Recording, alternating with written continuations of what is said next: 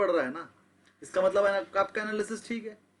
अगर मैं कह रहा हूं कि डिक्सन टेक ले लो, टीसीएस गिरा आज, इन्फोसिस गिरा, एचसीएल टेक गिरा, पूरा आईटी सेक्टर गिरा, मार्केट भी गिरी, सब कुछ गिरा, लेकिन डिक्सन टेक बढ़ा है।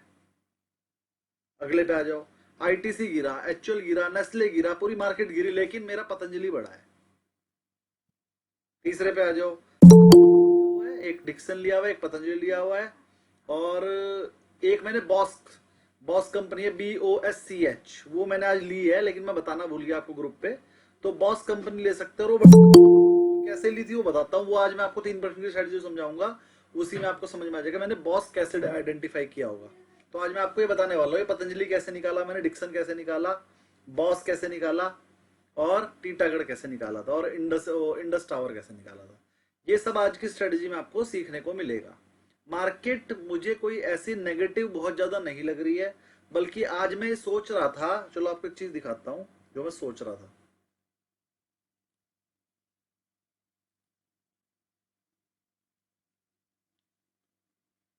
आप मुझे बताइए, अगर मैं ये कर दूं तो कैसा रहेगा जो मैं बताने वाला हूं।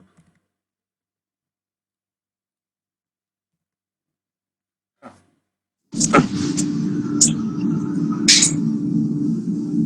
अब इसका मतलब बताइए जो मैं करने की बात कर रहा हूं। इफ आई सोल्ड 25,000 की पीई 31 अगस्त की, नहीं अगस्त नहीं, जुलाई अगस्त सितंबर दिसंबर की,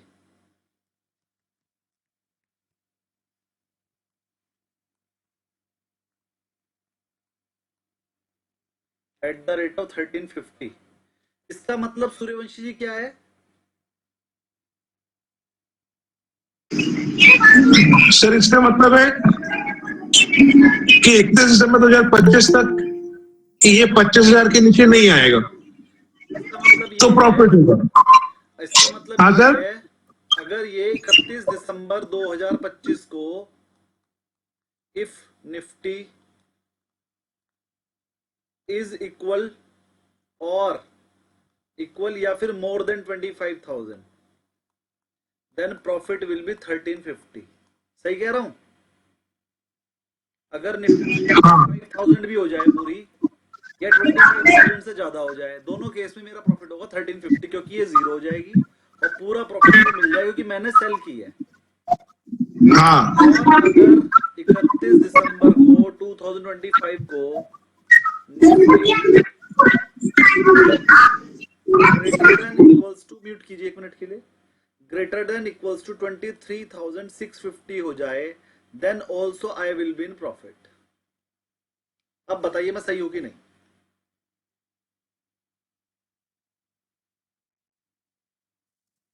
बाकी सब भी बता सकते हैं। सर 25,000 को नीचे आएगा तो फिर तो लॉस होना शुरू हो जाएगा। कितने का होगा 23,650 पे? कितने का होगा? 1350 का। 1250, हाँ 1350। और 1350 मुझे पहले से ही मिल गया। नहीं sir, 1350 into lot, number of lot, हाँ तो यहाँ पर कितने भी शेयर है तो यहाँ पर भी तो मतलब? 75 इंटू 1350 ही मिले हैं। जब मैंने सेल किया तो भी तो एक लॉट पे 1350 के आपका 75 इंटू 1350 मेरे अकाउंट में आ गए होंगे स्टार्टिंग के डे पे ही। ठीक बात है। ये जो इतना ज्यादा प्रीमियम बल्कि मिल रहा है इसलिए मिल रहा है क्योंकि और 6 महीने बाद है। 650 को भी तोड़ के नीचे आ जाएगा सर तो भी तो नुकसान नहीं होगा। तो लॉस होगा। वो डेल्टा का थोड़ा सा माइलेज मिल जाएगा ना सर, तो नहीं होगा। नहीं नहीं, मैंने एक्सपायरी के दिन बात करी। अगर एक्सपायरी के दिन 23,650 तक भी निफ्टी चले जाए तो भी मैं लॉस में नहीं हूँ। बराबर है। और अगर ये 25 के ऊपर चली जाए तो मुझे 1350 इंटू 75, बताना जरा कितने बने? 20,000 बन गए शायद, ये मिलेंगे। जरा देखना कितना बन रहा है। 50 गुना 75, तो ज्यादा बन रहा है, बहुत ज्यादा। 1350 गुना 75, सर ये तो बहुत हो गया। 1,12,50। 1 लाख होनी है। अच्छा जी सर, करवा रहा हूँ करवा रहा हूँ। हो गए सर।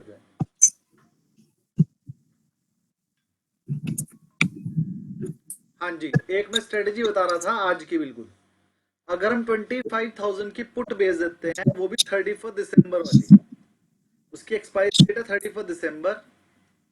एक पुट हमने बेची 25,000 की, क्योंकि 5.5 महीने बाद उसकी एक्सपायरी है, तो उसका प्रीमियम 1350, 1,00,000 मिल रहा है हमें अभी। और ये स्ट्रेटेजी बनाने के लिए लग रहे हैं 1,84,000 रुपए के लगभग। तो मेरा बनाने का मन है ये वाली स्ट्रेटेजी। आप लोग बताइए क्या सही रहेगी क्या? 25,000 की पुट बेचने का मतलब है कि अगर वो 25,000 भी रह गई एक्सपायरी के दिन, तो भी ये जीरो हो जाएगी और मुझे 1350 पूरे के पूरे बच जाएंगे। इसका मतलब है पूरे 1,00,000 रुपए बच जाएंगे। 1350 इंटू 75 का लॉट है, पूरा प्रॉफिट हो जाएगा। दूसरा केस, अगर निफ्टी 31 दिसंबर को टूटकर 23,650 तक भी चले जाए, तो भी मुझे लॉस नहीं होगा, मैं प्रॉफिट में रहूंगा। क्यों? क्योंकि 1350 मुझे पहले ही मिल गए हैं।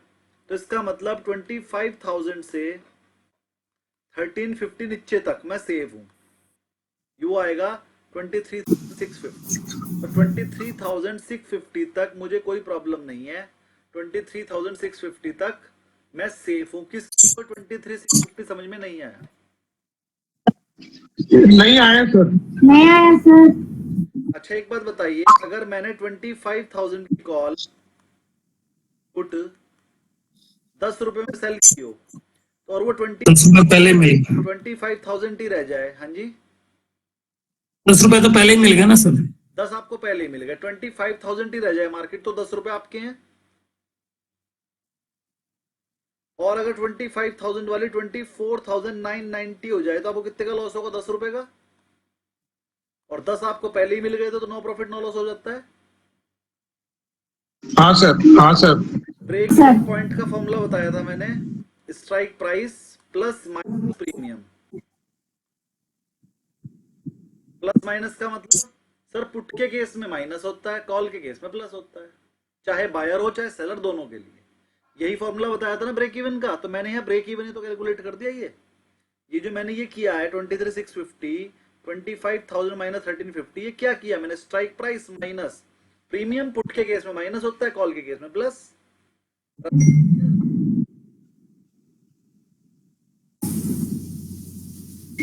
सर यदि मान लो ये 23,000 आ जाता है, 32,000 के नीचे आता है, तो क्या ये अपने आप बिक जाएगा क्या? नहीं या नहीं बिकेगा? माइनस बिकेगा? नहीं बिकेगा, 650 का लॉस दिखेगा आपको। तो वो जो लॉस होगा वो क्या वो रोज अकाउंट से कटेगा सर? हाँ, 650 इंटू 75 करके अकाउंट से कटेगा। रोज कटेगा? हाँ, जितना जितना भी लॉस हो रहा होगा रोज कट जाएगा। और प्रॉफिट होगा तो मिल जाएगा? प्रॉफिट होगा तो मिल जाएगा रोजाना। ऑप्शन में डेली सेटलमेंट होता है सर। हाँ जी, ऑप्शन में भी अगर सेल किया हो तो डेली होगा, बाय किया हो तो बेचने पे होगा। ओके अजय एक बार सारा रिपीट कर दो, मैं अभी ज्वाइन किया। अब सर ये तो बड़ी गलत बात है, लेट होने और फिर रोज क्या ना रिपीट करते नहीं हैं। सर वो सर एंजल वन खोल के कराइए ना सर, इसको एंजल वन खोल के कराइए ना। बहुत सारे लोग लेट आते हैं और देखो फिर कहते हैं हमें एडमिट नहीं किया। सर 5-7 मिनट ग्रेस दीजिए, उसके बाद क्लास चालू कीजिए। सर क्वेरी आप ले लेते पहले, आप 10 मिनट पहले ज्वाइन करे थे, कभी हम लोग ज्वाइन करते को आता नहीं है सर। या 8:30 बजे क्लास चालू कीजिए सर पक्का। ठीक 8:30 टाइम बजे की क्लास चालू, लीजिए ठीक 8:30 बजे क्लास चालू करते हैं। सर। उसके 35 पे शुरू करते हैं क्लास रोजाना। सर क्वेरी सर अभी 2 मिनट से ऊपर है सर। मैं आपको फोन करना पड़ता है वो सर अपने सर आप ही- सर मैं बोलना चाहूँ सर, 1 मिनट धीरज जी। सर मैं बोलना चाहूंगा, आप 10 मिनट पहले ज्वाइन कर लीजिए, या तो इधर उधर की बातें कीजिए। क्वेरी भी ले तो क्वेरी भी हम लोग को समझ में आएगी सर। क्वेरी तो ली नहीं अभी, वो थोड़ा सा लेट हो जाता है सुदीप जी, अभी इधर उधर अभी तो बात कर रहे हैं। एक मिनट सुनिए। सर मैं ये बोलना चाहता हूँ कि सर सीख रहे हैं, दूसरे की क्वेरी से भी सीखेंगे हम लोग। सुदीप जी तो अभी query 8:30 नहीं तक की है, समझ गया मैं आपकी बात। अब अच्छा क्वेरी भी नहीं, कोई बात हो आप 8:30 तक वेट कीजिए, 2-3 मिनट वेट कीजिए, उसके बाद चालू कीजिए सर। हाँ तो कुछ भी हो अरे सर सर, 8:35 हाँ। पे स्टार्ट किया, आज 8:32 पे। सर मैंने ज्वाइन कर लिया था। धीरज शर्मा सर मैसेज कर रहे हैं सर, 10 ज्वाइनिंग मिनट तो बोल रहे हैं धीरज शर्मा सर। धीरज, लेकिन ज्वाइनिंग तो दिखाई नहीं दे रही किसी की, और अब आई है गुरुचरण सिंह। अच्छा गुरुचरण जी की आई है, लेकिन चलिए पहले मैसेज किया था आपको, यहाँ से आपको ना पता नहीं मेरे ख्याल लगता है, हाँ पता मेरे को नहीं। फिर फोन करना पड़ा आपको। हाँ देखिए आ गया, धीरज जी का भी आ गया। जब मैं दूसरी स्क्रीन पे होता हूँ तो मुझे ये वाली स्क्रीन पता नहीं चलती है क्या हो रहा है, और मैं हर 2-3 मिनट में चेक करता रहता हूँ, तो फिर पता चलता है, तो इसलिए 2-3 मिनट लेट ज्वाइन हो पाते हैं। चलिए खैर कोई बात नहीं, 8:30 का टाइम है हमारा, हम लगभग 8:25 पे मैं ज्वाइन 8:30 पे 8:30 पे मैं बोलना स्टार्ट करता हूँ। 2 मिनट 3 मिनट में इधर उधर की बात ही करता हूँ। 8:35 के बाद हम क्वेरी सेशन शुरू करते हैं, इससे टाइम वेस्ट ना हो। 35 से लेके 45 तक हम क्वेरी सेशन रखते हैं और 45 तक सब आ जाते हैं। उसके बाद ही हमारी क्लास स्टार्ट होती है, और जो भी हम बात करते हैं उसकी रिकॉर्डिंग आपको मिल जाती है। कुछ भी कटिंग नहीं करता हूँ मैं, जब मैं बोलना शुरू करता हूँ वहां से लेके और जब खत्म करता हूँ वहां तक की बिना कटिंग करे मैं डेली अपलोड कर रहा हूँ। जी राधा जी बोलिए। सर ये दोनों you have done a PE cell no sir, 25,000 PE and 23,650 PE. अभी जो मैंने क्वेश्चन करवाया है, जो मैंने एग्जांपल दिया है, इसमें सिर्फ पीई सेल की है, कॉल सेल नहीं कर रहे हैं अभी हमने मैं दोबारा समझा रहा हूँ, कोई बात नहीं। चलिए दोबारा से ध्यान से समझिए। सर एंजल वन खोल के उसी में लाइव करा दो ना। एंजल वन वाला ही प्रीमियम है, चलो मैं दिखा देता हूँ, टाइम लगेगा और कुछ नहीं होगा। हाँ नहीं, उसमें अच्छा समझ में आएगा सर। ठीक है, एंजल खोल लेते हैं। एक प्रीमियम नोट कर लीजिए बस, ये ऑप्शन चेन खुल गई निफ्टी की, और ये मैं दिसंबर की खुल गई, 31 दिसंबर की, ये आ गई दिसंबर 24 दिसंबर की एक्सपायरी है, और मैं 25,000 की पुट बेच रहा हूँ, 1316 रुपए की बन रही है, मैं 1300 मान लेता हूँ इसे। और अगर मैं इसको बेचता हूँ तो प्रीमियम देख लेते हैं कितना लग रहा है। एक कॉल बेचने प्रीमियम लग रहा है 2,86,000। तो 2,86,000 को मैं राउंड ऑफ करके 3 लाख मान रहा हूँ, और प्रीमियम मैं मान रहा हूँ अपने पास राउंड ऑफ करके 1300, 280 और 1300। अब आ जाते हैं वापस पे। देखिए जी, अगर आप सेल करते हैं तो प्रीमियम मिल रहा है और इन्वेस्टमेंट हो रही है, और प्रीमियम मिल रहा है 1300 इंटू 75, मल्टीप्लाई करके बता दीजिए जरा।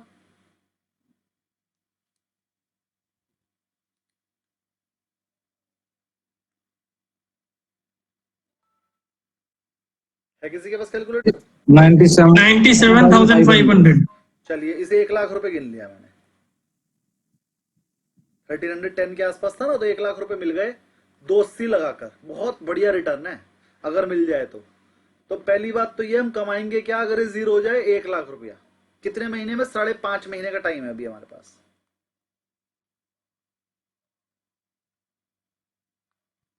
और इन्वेस्टमेंट क्या है? 2,80,000 रुपए, 2,80,000। अभी मैंने कॉल सेल नहीं करी है, मैं कॉल सेल करके और ज्यादा कमा सकता हूँ उसमें प्रीमियम तो मिलेगा, लेकिन कुछ मार्जिन नहीं लगेगा, बहुत कम, 10-20 हजार रुपए लगेंगे। और ये हमारी जो प्रीमियम है 1 लाख की जगह 1,20,000 हो सकता है, 1,20,30,000 तक जा सकता है, और हम सेफ भी रहेंगे। लेकिन छोड़िए, अभी मैं एक तरफ का ही सिखा रहा हूं।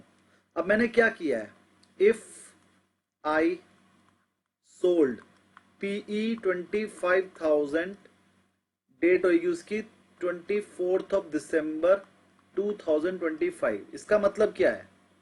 मुझे ऐसा लगता है कि मार्केट 25,000 के नीचे नहीं होगी आज से 5.5 महीने बाद। पूरी बात समझ में आई? हाँ, लेकिन 1316 कॉल का प्रीमियम है सर, पुट का नहीं है। एक और आगे पहले नोट जी। चलिए, हाँ जी, 1310 या 1316 पुट का प्रीमियम था। एक बार चेक कर लेते हैं अगर कॉल का है सर, कॉल का। बिल्कुल बिल्कुल, पुट का देखते हैं।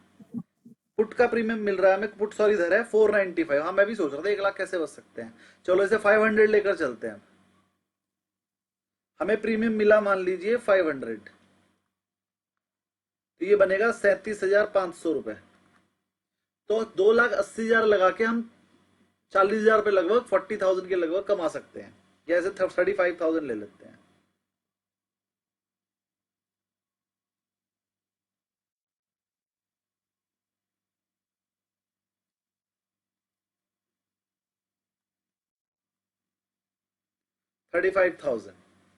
तो प्रीमियम हमें मिल रहा है 35,000 का 280 लगाकर 5.5 महीने में। ये भी बहुत बढ़िया है। लगभग मुझे लग रहा है ये 7-28 12.5% है, ये 12.5% है। 5.5 महीने में 12.5% बहुत होता है। अब जरा इसमें रिस्क रिवॉर्ड देख लेते हैं ये जो मैं पुट सेल कर रहा हूँ 25,000 की, इसका मतलब मेरा व्यू ये है कि आज से 5.5 महीने बाद, after 5.5 months, Nifty will be above 25,000 level. और करंट मार्केट प्राइस क्या है? 25,500। 25,082।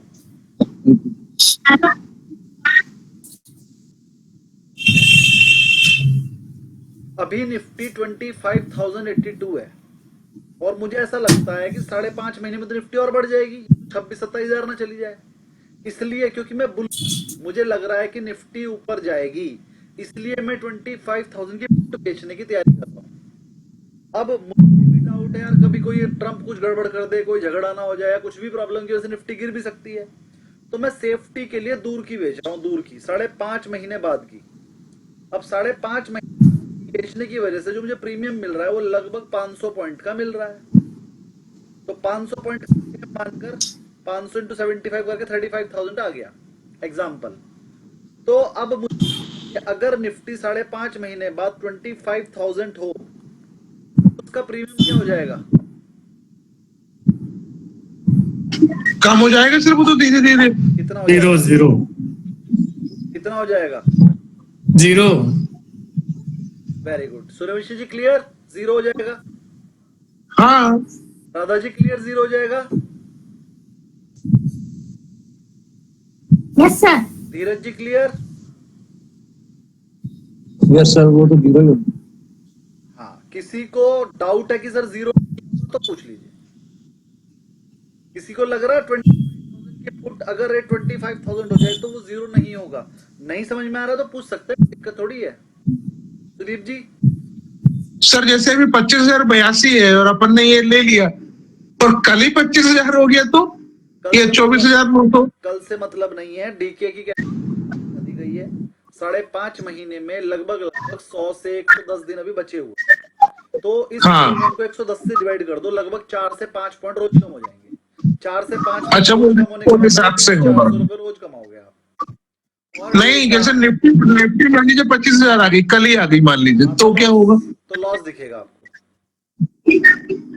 क्योंकि थीटा डिके होगा 3 रुपए, लेकिन डेल्टा की वजह से आपको नुकसान दिखेगा। निफ्टी गिर गई 80 पॉइंट्स और मान लीजिए इसका डेल्टा होगा 0.2, तो 80 into 0.2 करके 16 पॉइंट नुकसान दिखेगा। 16 में से 2-3 पॉइंट थीटा चला जाएगा, बचे हुए 13 पॉइंट्स का आपको नुकसान दिखेगा, क्योंकि डेल्टा अपना काम करेगा, थीटा अपना काम करेगा। थीटा का काम है 3-4 पॉइंट रोज कम कर देगा वो उसकी, लेकिन डेल्टा तो काम करेगा ना। अगर निफ्टी कल ही गिर गई 25,000 गई तो डेल्टा तो अपना काम करेगा ना। म्यूट रख लीजिए। और निफ्टी मान लीजिए बढ़ गई फिर तो हाँ, तो कल ही आ जाएगा, एक साथ ज्यादा गिर जाएगा। 3-4 पॉइंट तो थीटा की वजह से गिरेगा, और मान लो 100 पॉइंट निफ्टी बढ़ी और 0.2 का डेल्टा है तो 20 पॉइंट डेल्टा की वजह से गिरेगा, तो 20 पॉइंट डेल्टा की वजह से मिलेंगे, 3 पॉइंट थीटा की, 23 पॉइंट का प्रॉफिट एक ही दिन में आ जाएगा। पर सर वो स्क्वायर ऑफ नहीं होगा ना, लिक्विडिटी नहीं रहती अगर इंस्टेंट चाहिए तो दिसंबर तक रुकना पड़ेगा। में दूर के ऑप्शन में लिक्विडिटी नहीं रहती है, लेकिन शिकायत आपकी निफ्टी में नहीं है। निफ्टी में लिक्विडिटी रहती है, कितनी भी दूर का कर लो, लेकिन इम्प्लिस कौन सी कॉस्ट थी वो? Impact cost. इम्पैक्ट कॉस्ट ज्यादा हो जाती है कि उनके बीच में डिफरेंस ज्यादा हो जाता है। मतलब वैसे निफ्टी में 10 पैसे का डिफरेंस है, दूर वाली निफ्टी में 2-3-5 रुपए का डिफरेंस रहेगा। मैं आपको दिखाने की कोशिश करता हूँ, अगर अभी बायर सेलर दिख जाए इसमें 25,000 में, और ये दूर की कहा है तो करंट मार्केट प्राइस की है। आइए देखिए कितना डिफरेंस है, 4 रुपए का, और 4 रुपए का डिफरेंस निफ्टी ऐसी बड़ी चीज के लिए कोई ज्यादा नहीं है, 300 रुपए का तो डिफरेंस है, तो इसकी इम्पैक्ट कॉस्ट 300 रुपए है, 75 into 4, तो इम्पैक्ट कॉस्ट है 3-4 रुपए की है। लेकिन अगर यही वाली निफ्टी आप करंट की देखते, करंट की देखोगे तो 5-5 पैसे का डिफरेंस है बस। ये देखिए करंट में देखिए 70-80 पैसे का डिफरेंस है बस, और जब मार्केट खुली होगी तो डिफरेंस 5 पैसे का ही रह जाएगा। क्लियर सचिन जी? हाँ सर बिल्कुल क्लियर। निफ्टी में लिक्विडिटी होती है, सबसे ज्यादा लिक्विड कॉन्ट्रैक्ट कौन सा है? निफ्टी। सबसे ज्यादा लिक्विड कॉन्ट्रैक्ट है निफ्टी, नंबर पे आता है फिर बैंक निफ्टी, फिर उसके बाद टॉप 200 कंपनीज, उसके बाद फिर बाकी चीजें। ठीक, तो मेरी ये बात सबको समझ में आ गई होगी। अगर निफ्टी 25,000 पे क्लोज होगी तो वो पुट जीरो हो जाएगी और पूरा का पूरा प्रीमियम जो 500 हमें मिला था, जो 35,000 के आसपास का प्रीमियम था, वो हमारा प्रॉफिट हो जाएगा। सबको क्लियर ये बात? किसी की कोई क्वेरी इस चीज में? सर अगर वो जीरो मतलब इसकी कंडीशन ये नहीं हो सकती कि जो पहले ही पूरा लॉस में आ जाए या जीरो हो जाए? जीरो तो नहीं होगी लेकिन लॉस में आ सकती है। लॉस में आ सकती है अगर मार्केट कल ही गिर जाए, 25,000 आ जाए, लॉस में आएगी। सूर्यवंशी तो उसको बचाने के लिए पैसा कितना रखना पड़ेगा सर एक्स्ट्रा? जितना गिरेगा उतना पैसा एक्स्ट्रा देना पड़ेगा, जितना लॉस दिखेगा आपको उतना पैसा जमा करना पड़ेगा। आप अगर 40-50 हजार रुपए रख दोगे तो सेफ रहोगे। ये बेसिकली लॉन्ग होरिजन वाला स्ट्रेटेजी है सर, मतलब लंबे अपन 6 महीने के सिनेरियो के हिसाब से चल रहे 6 हैं। महीने के सिनेरियो तो में अगर किसी को रिस्क थोड़ा कम करने के बाद एक प्रॉफिट चाहिए 5 से 10% का 5 महीने में, तो 12.5 प्रॉफिट मिल रहा है, एक 80 लगा के 35,000 रुपए मिल रहे हैं, तो लगभग आप ये मानकर चलिए 20% का प्रॉफिट हो गया। सॉरी, ये 280 लगा के 180 लगा, 280 लगाकर 35,000 मिला, 12.5% का प्रॉफिट हो गया।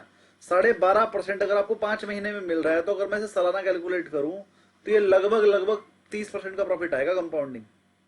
और 30% का प्रॉफिट तो भैया बड़े से बड़ा म्यूचुअल फंड निकाल कर नहीं दे रहा है।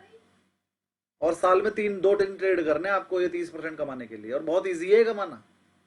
कुछ भी नहीं करना, अगर मार्केट गिर जाए तो निफ्टी प्लस करके बैठ जाना है, मार्केट बढ़ गई तो ये जीरो ही हो जाएगी। दोनों केस में हाथ में लड्डू है। अगर सर प्लस करके बैठ जाने मतलब सर? प्लस करके बैठ जाएंगे मतलब मान लीजिए मार्केट और गिरने पे आपको सली पुट में नुकसान आया, तो आप वहां से निफ्टी खरीद कर बैठ जाओगे कम रेट की। मान लीजिए 20,000 आ गई निफ्टी, तो आपको 3-4 हजार पॉइंट का नुकसान हो जाएगा, लेकिन सस्ती निफ्टी भी तो मिल जाएगी, 20,000 की निफ्टी मिल जाएगी आपको। जब वो 25,000 जाएगी सारा लॉस कवर हो जाएगा वापस, तो आपको नुकसान कहाँ हुआ? 6 महीने की खरीद ले अपन। हाँ, 6 बाय कर लेंगे। बेचनी है ये वाली बेचनी है। नहीं, ये वाली तो बेचेंगे। मान लो 5,000 पॉइंट गिर गए, 20,000 आ गया, उस पर लॉस दिख रहा है 1,00,000 2,00,000। हाँ, वो दे दो, ठीक है। और वहां से निफ्टी खरीद के बैठ जाओ। सी ही करेंगे ना सर? सी नहीं, निफ्टी का फ्यूचर खरीदना है फिर। तो निफ्टी का फ्यूचर वो अलग, इस ऑप्शन से अलग है सर। हाँ, 184 में ही आएगा। कितने में आएगा सर? जितने में आया 284 में। सर वो फ्यूचर के लिए मार्जिन अलग मांगेगा कि इसी में मार्जिन एडजस्टमेंट जब होगा? आपने ये वाली पोजीशन छोड़ दी तो इसी के मार्जिन से लिया जाएगा ना वो। जब आप निफ्टी लोगे तो ये छोड़ दोगे। अच्छा, ठीक। चलो खैर, अब मैं इस स्ट्रेटजी को समझाने की कोशिश करता सर हूँ। ये नहीं छोड़ेंगे, ये तो अपना रहेगा ना, ये बिकेगा थोड़ी। ये तो 24 दिसंबर तक रहेगा ना सर? मैं 24 दिसंबर की ही बात कर रहा हूँ। अगर 24 दिसंबर पे मार्केट गिरी हुई और आपको लॉस हुआ तो ये एक्सपायर हो गया, अब इसको रोल ओवर कर लोगे आप निफ्टी खरीद के। नहीं सर, इनका क्वेश्चन अलग था। बेसिकली सितंबर अक्टूबर में अपने को मान लीजिए कि वो निफ्टी जो है वो 22,000 कुछ आ गई है, अपनी 22 से 3,000 नीचे। तब कुछ नहीं करना, लॉस आ गया ठीक है, लॉस जमा करो तो होगी तो प्रॉफिट मिल जाएगा। ये जो मैंने डिसीजन बताया ये एंडिंग डेट पे बताया। चलिए हम छोटा सा क्वेश्चन कर रहे थे वो पे आ जाते हैं वापस। अब ये बताइए, अगर एक्सपायरी डेट पे 25,000 हो जाए तो हमारा प्रीमियम हो जाएगा 0 और हमारा प्रॉफिट हो जाएगा पूरा का पूरा 500 पॉइंट, और रुपीज में कहूं तो 35,000। अच्छा एक बात बताइए, अगर यही प्रीमियम 24,900 हो जाए तो प्रीमियम क्या हो जाएगा पुट का?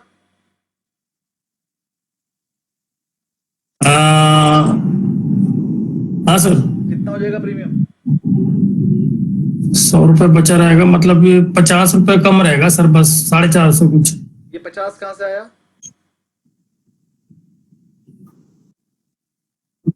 मतलब ब्लाइंडली मैंने डेल्टा 0.5 ले लिया। डेल्टा नहीं, मैं एक्सपायरी रेट की बात कर रहा हूँ। एक्सपायरी डेट पे तो उसको सब कुछ 0 जाता है ना। एक्सपायरी डेट पे तो कौन है? हेलो, हाँ जी जी बोलिए। हाँ जी, हाँ जी ठीक है जी। सर मैंने अभी एक बैच पढ़ा। तो सचिन सर कहीं मंदिर से आ रहे हैं क्या? कहें तो मैं आपको लगभग 1 घंटे। नहीं सर, ठीक है जी, मैं 10 साढ़े 10 कॉल करता हूँ। 25,000 के बात नीचे इसकी कहीं समझ भी क्लोज हुआ। वो बात समझ नहीं आ रही इसकी। ये अगर ये कॉल अगर हम दिसंबर की पुट दिसंबर की बेचते हैं, यानी कि मार्केट डाउन होगी और उसके हिसाब से ये दिसंबर में जाके जीरो होगी, तब जाके हमें 280 लगा के 37,000 का प्रॉफिट होगा, और उसके भी जो लॉस होगा उसको साथ साथ में डिपॉजिट करना। अगर मार्केट 25 के ऊपर रहेगी तो हमें प्रॉफिट होगा। हम पुट बेच रहे हैं, पुट बेच रहे हैं मतलब हमारा व्यू ऊपर का है। पुट सेलर है ना, पुट सेलर मतलब हमारा व्यू बुलिश है। फिर सर हम फिर कॉल बायर भी हो सकते हैं। हो सकते हैं, पहले पुट बायर पुट सेलर समझ लीजिए। कॉल बायर के केस में तो डीके होगा और पुट सेलर के केस में डीके मिलेगा, और इतनी लंबी दूर की बेचने से हमें डीके ही तो लेना है, वो 500 पॉइंट का वही तो खाना है। यही तो स्ट्रेटजी है मेरी। तो चलो आज की वैसे भी क्लास हमें वैसे 3% स्ट्रेटजी की करनी थी, टाइम उसके लिए बचाना है। मैं इसको स्ट्रेटजी को खत्म करना चाह रहा हूँ, इसलिए इधर उधर के क्वेश्चन नहीं ले रहा हूँ। सबको ये तो समझ में आ गया ना, पुट सेल मतलब हम बुलिश है ना, हमें के नीचे सर जाके नहीं लेना। वो यूट्यूब में एक बहुत वो आता है ना, वो एक बहुत मोटा सा बहुत रेड टी शर्ट, हाँ हाँ बोलिए। वो भी कहता है कि कुछ करने का नहीं है, बोले 6 महीने बातें खरीद लो और चुपचाप बैठे रहो, बोले प्रॉफिट सब आ जाएगा। वो खरीदने की बात करता है, मैं बेचने की कर रहा हूँ।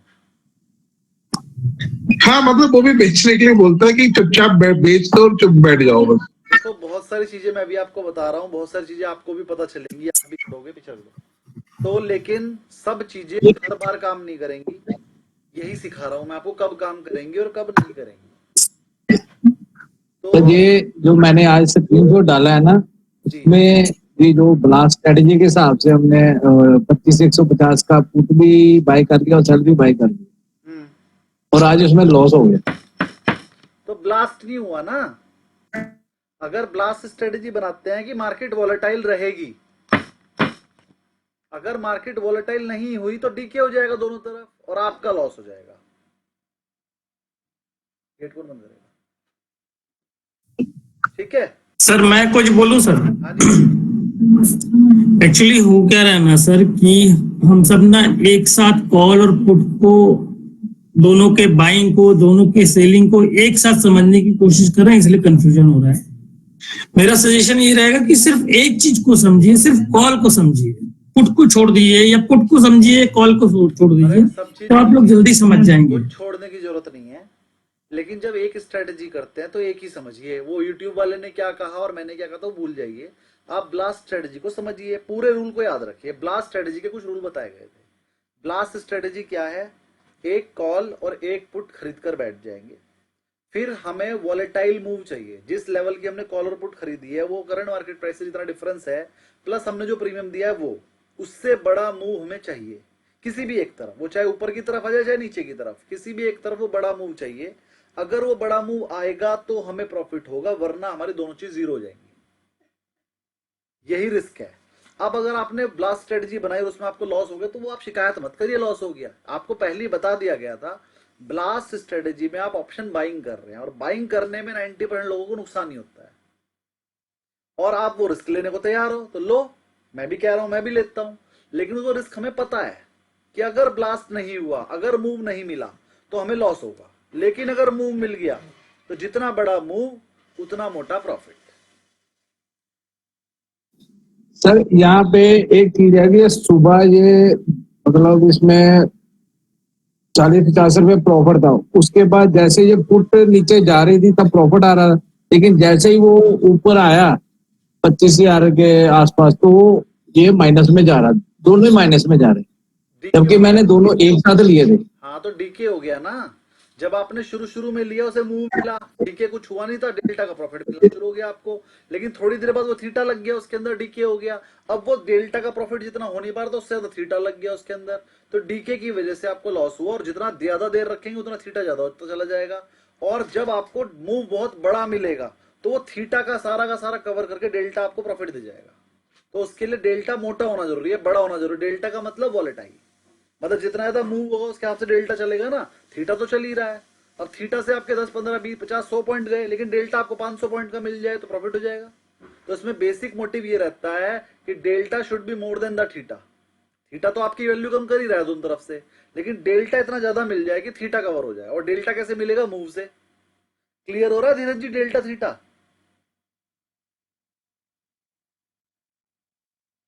धीरज जी डेल्टा थीटा से समझ में आया कुछ? फ्रीज हो गई आपकी स्क्रीन। सर एक्चुअली वो कनेक्शन लॉस्ट हो गए। हाँ, कनेक्शन लॉस्ट हो गया। धीरज कुमार ये दोबारा आ गए क्या? नहीं, उनका स्क्रीन मोबाइल से अच्छा अच्छा। सर ये जो अभी आपने क्वेश्चन पूछा था 25,000 की जगह 24,900 में अगर क्लोज होता है तो क्या होगा करके, उसका आंसर दे तो हमको 500 की जगह 400 मिलेगा सर। हाँ, 100 रुपए का रेट आ जाएगा तो प्रॉफिट राइट। 100 रुपए, और टोटल करेंगे तो ये आएगा 75 इंटू 400, 30,000 रुपए का प्रॉफिट। ऐसे ही अगर 24,800 पे क्लोज हो जाए तो प्रीमियम हो जाएगा 200, प्रॉफिट हो जाएगा 300, और कैलकुलेट करेंगे तो ये आ जाएगा 22,500। ऐसे ही अगर क्लोज हो जाइए 24,600 पे तो 400 रुपए का क्लोजिंग हो जाएगी, 100 रुपए का प्रॉफिट मिलेगा 7,500। और अगर ये क्लोजिंग हो जाए 24,500 पे तो प्रीमियम 500 ही रहेगा, और हमने 500 ही लिए थे शुरू में, तो 0 का प्रॉफिट होगा और 0 का ही प्रॉफिट होगा। यही ब्रेक इवन पॉइंट है। तो मेरा कहना ये है, यहां तक सबको समझ में आ गया? कोई क्वेरी है किसी की? आया सर। किसी की कोई क्वेरी यहां तक कि सर ये समझ में नहीं आया, ये 0, 500, 400 क्या आया? राधा जी क्लियर? सर हमारा थोड़ा इंटरनेट डिस्कनेक्ट हो गया था सर, प्लीज एक बार बोलिए, वेरी सॉरी। चलिए कोई प्रॉब्लम नहीं है, मैं दोबारा करा देता हूँ, लेकिन ये समझ लीजिए 3% वाली स्ट्रेटजी गायब हो जाएगी, क्योंकि वो अरे नहीं सर, है ना।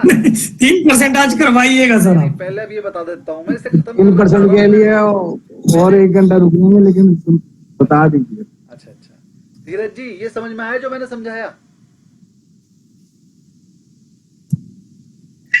कल से ही लगाएंगे सर 3% वाली स्ट्रेटजी। चला वो भी कनेक्शन। अरे सर को बोलने दोगे तभी समझाएंगे, इतना सारा चलिए। क्वेश्चन करेंगे अब सब शांति रखेंगे, मैं दोबारा बता रहा हूँ एक बार और। जी सर। आपने 25,000 की पुट 100 रुपए में बेचा था। अगर मार्केट 25,000 पे एक्सपायर हो जाए तो पूरे 500 आपको मिल जाएंगे, क्योंकि मार्केट हो जाएगी 0। लेकिन अगर वही मार्केट 24,900 24,900 पे क्लोज हो और आपने 25,000 की पुट बेची, या अब अगर 25,000 के नीचे जाएगी तो बन जाएगी in the money. In the money के केस में जो डिफरेंस अमाउंट होगी वो उसका प्रीमियम हो जाएगा 100 रुपए, और आपने बेचा था 500 में, तो 500 में बेचा, 500 में सेल किया और 100 में परचेज कर दिया, तो डिफरेंस अमाउंट 400 का हो जाएगा आपको प्रॉफिट। 400 के प्रॉफिट से आपको प्रॉफिट बनेगा इंटू 75 करके, 400 इंटू 75 30,000।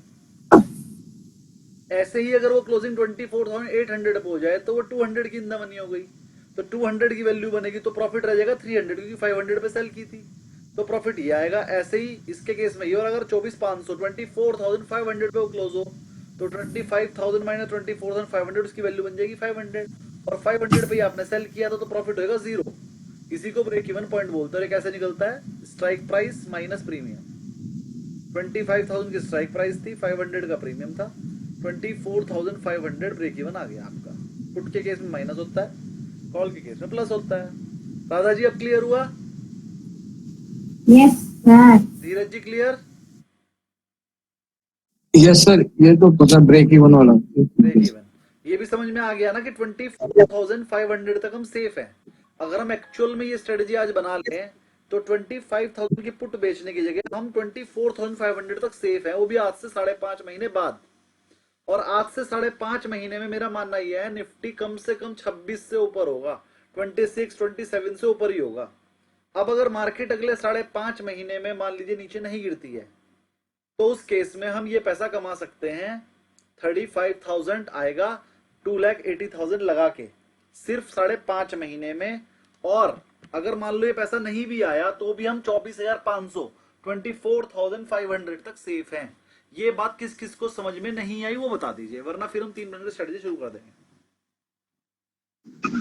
सर अब मैं एक चीज पूछ रहा था, अब यदि मार्केट 25,000 के ऊपर जाता है, मतलब 25,000 पे यदि टिका है तो 35,000 प्रॉफिट होगा 24 दिसंबर को, और यदि 26,000 हो जाता है तो प्रॉफिट हमारा 35 ही होगा या ज्यादा होगा? सेलिंग में तो मैक्सिमम प्रॉफिट प्रीमियम रिसीव ही होता है।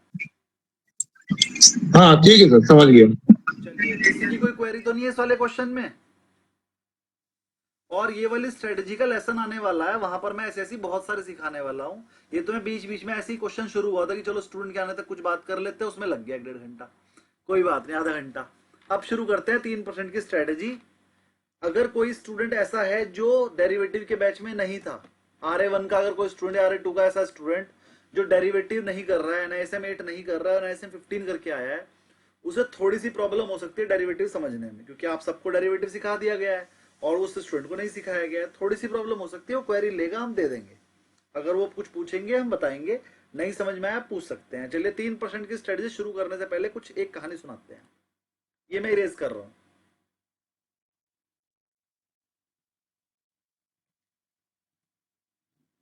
अब एक बात बताइए, अगर आपको ये पता चले कि जैसे मान लीजिए BHEL कंपनी के मान लीजिए 1000 करोड़ शेयर्स हैं, इसका 1% कितना बनेगा? 10 करोड़। अगर मैं आपसे कहूं कि किसी एक ही बंदे ने BHEL कंपनी के 10 करोड़ शेयर खरीद लिए, एक ही बंदे ने, मैं ये नहीं कह रहा हूं सबने मिलके, अगर मैं आपको एक बताऊं बात कि एक बंदे ने BHEL कंपनी के आज में 10 करोड़ शेयर खरीद लिए हैं, ये बात आपको आज पता लग जाए तो आपको ये भी पता लग जाएगा ना कल को BHEL भागने वाला है। सर वो उससे पहले ही भाग जाएगा, हाँ,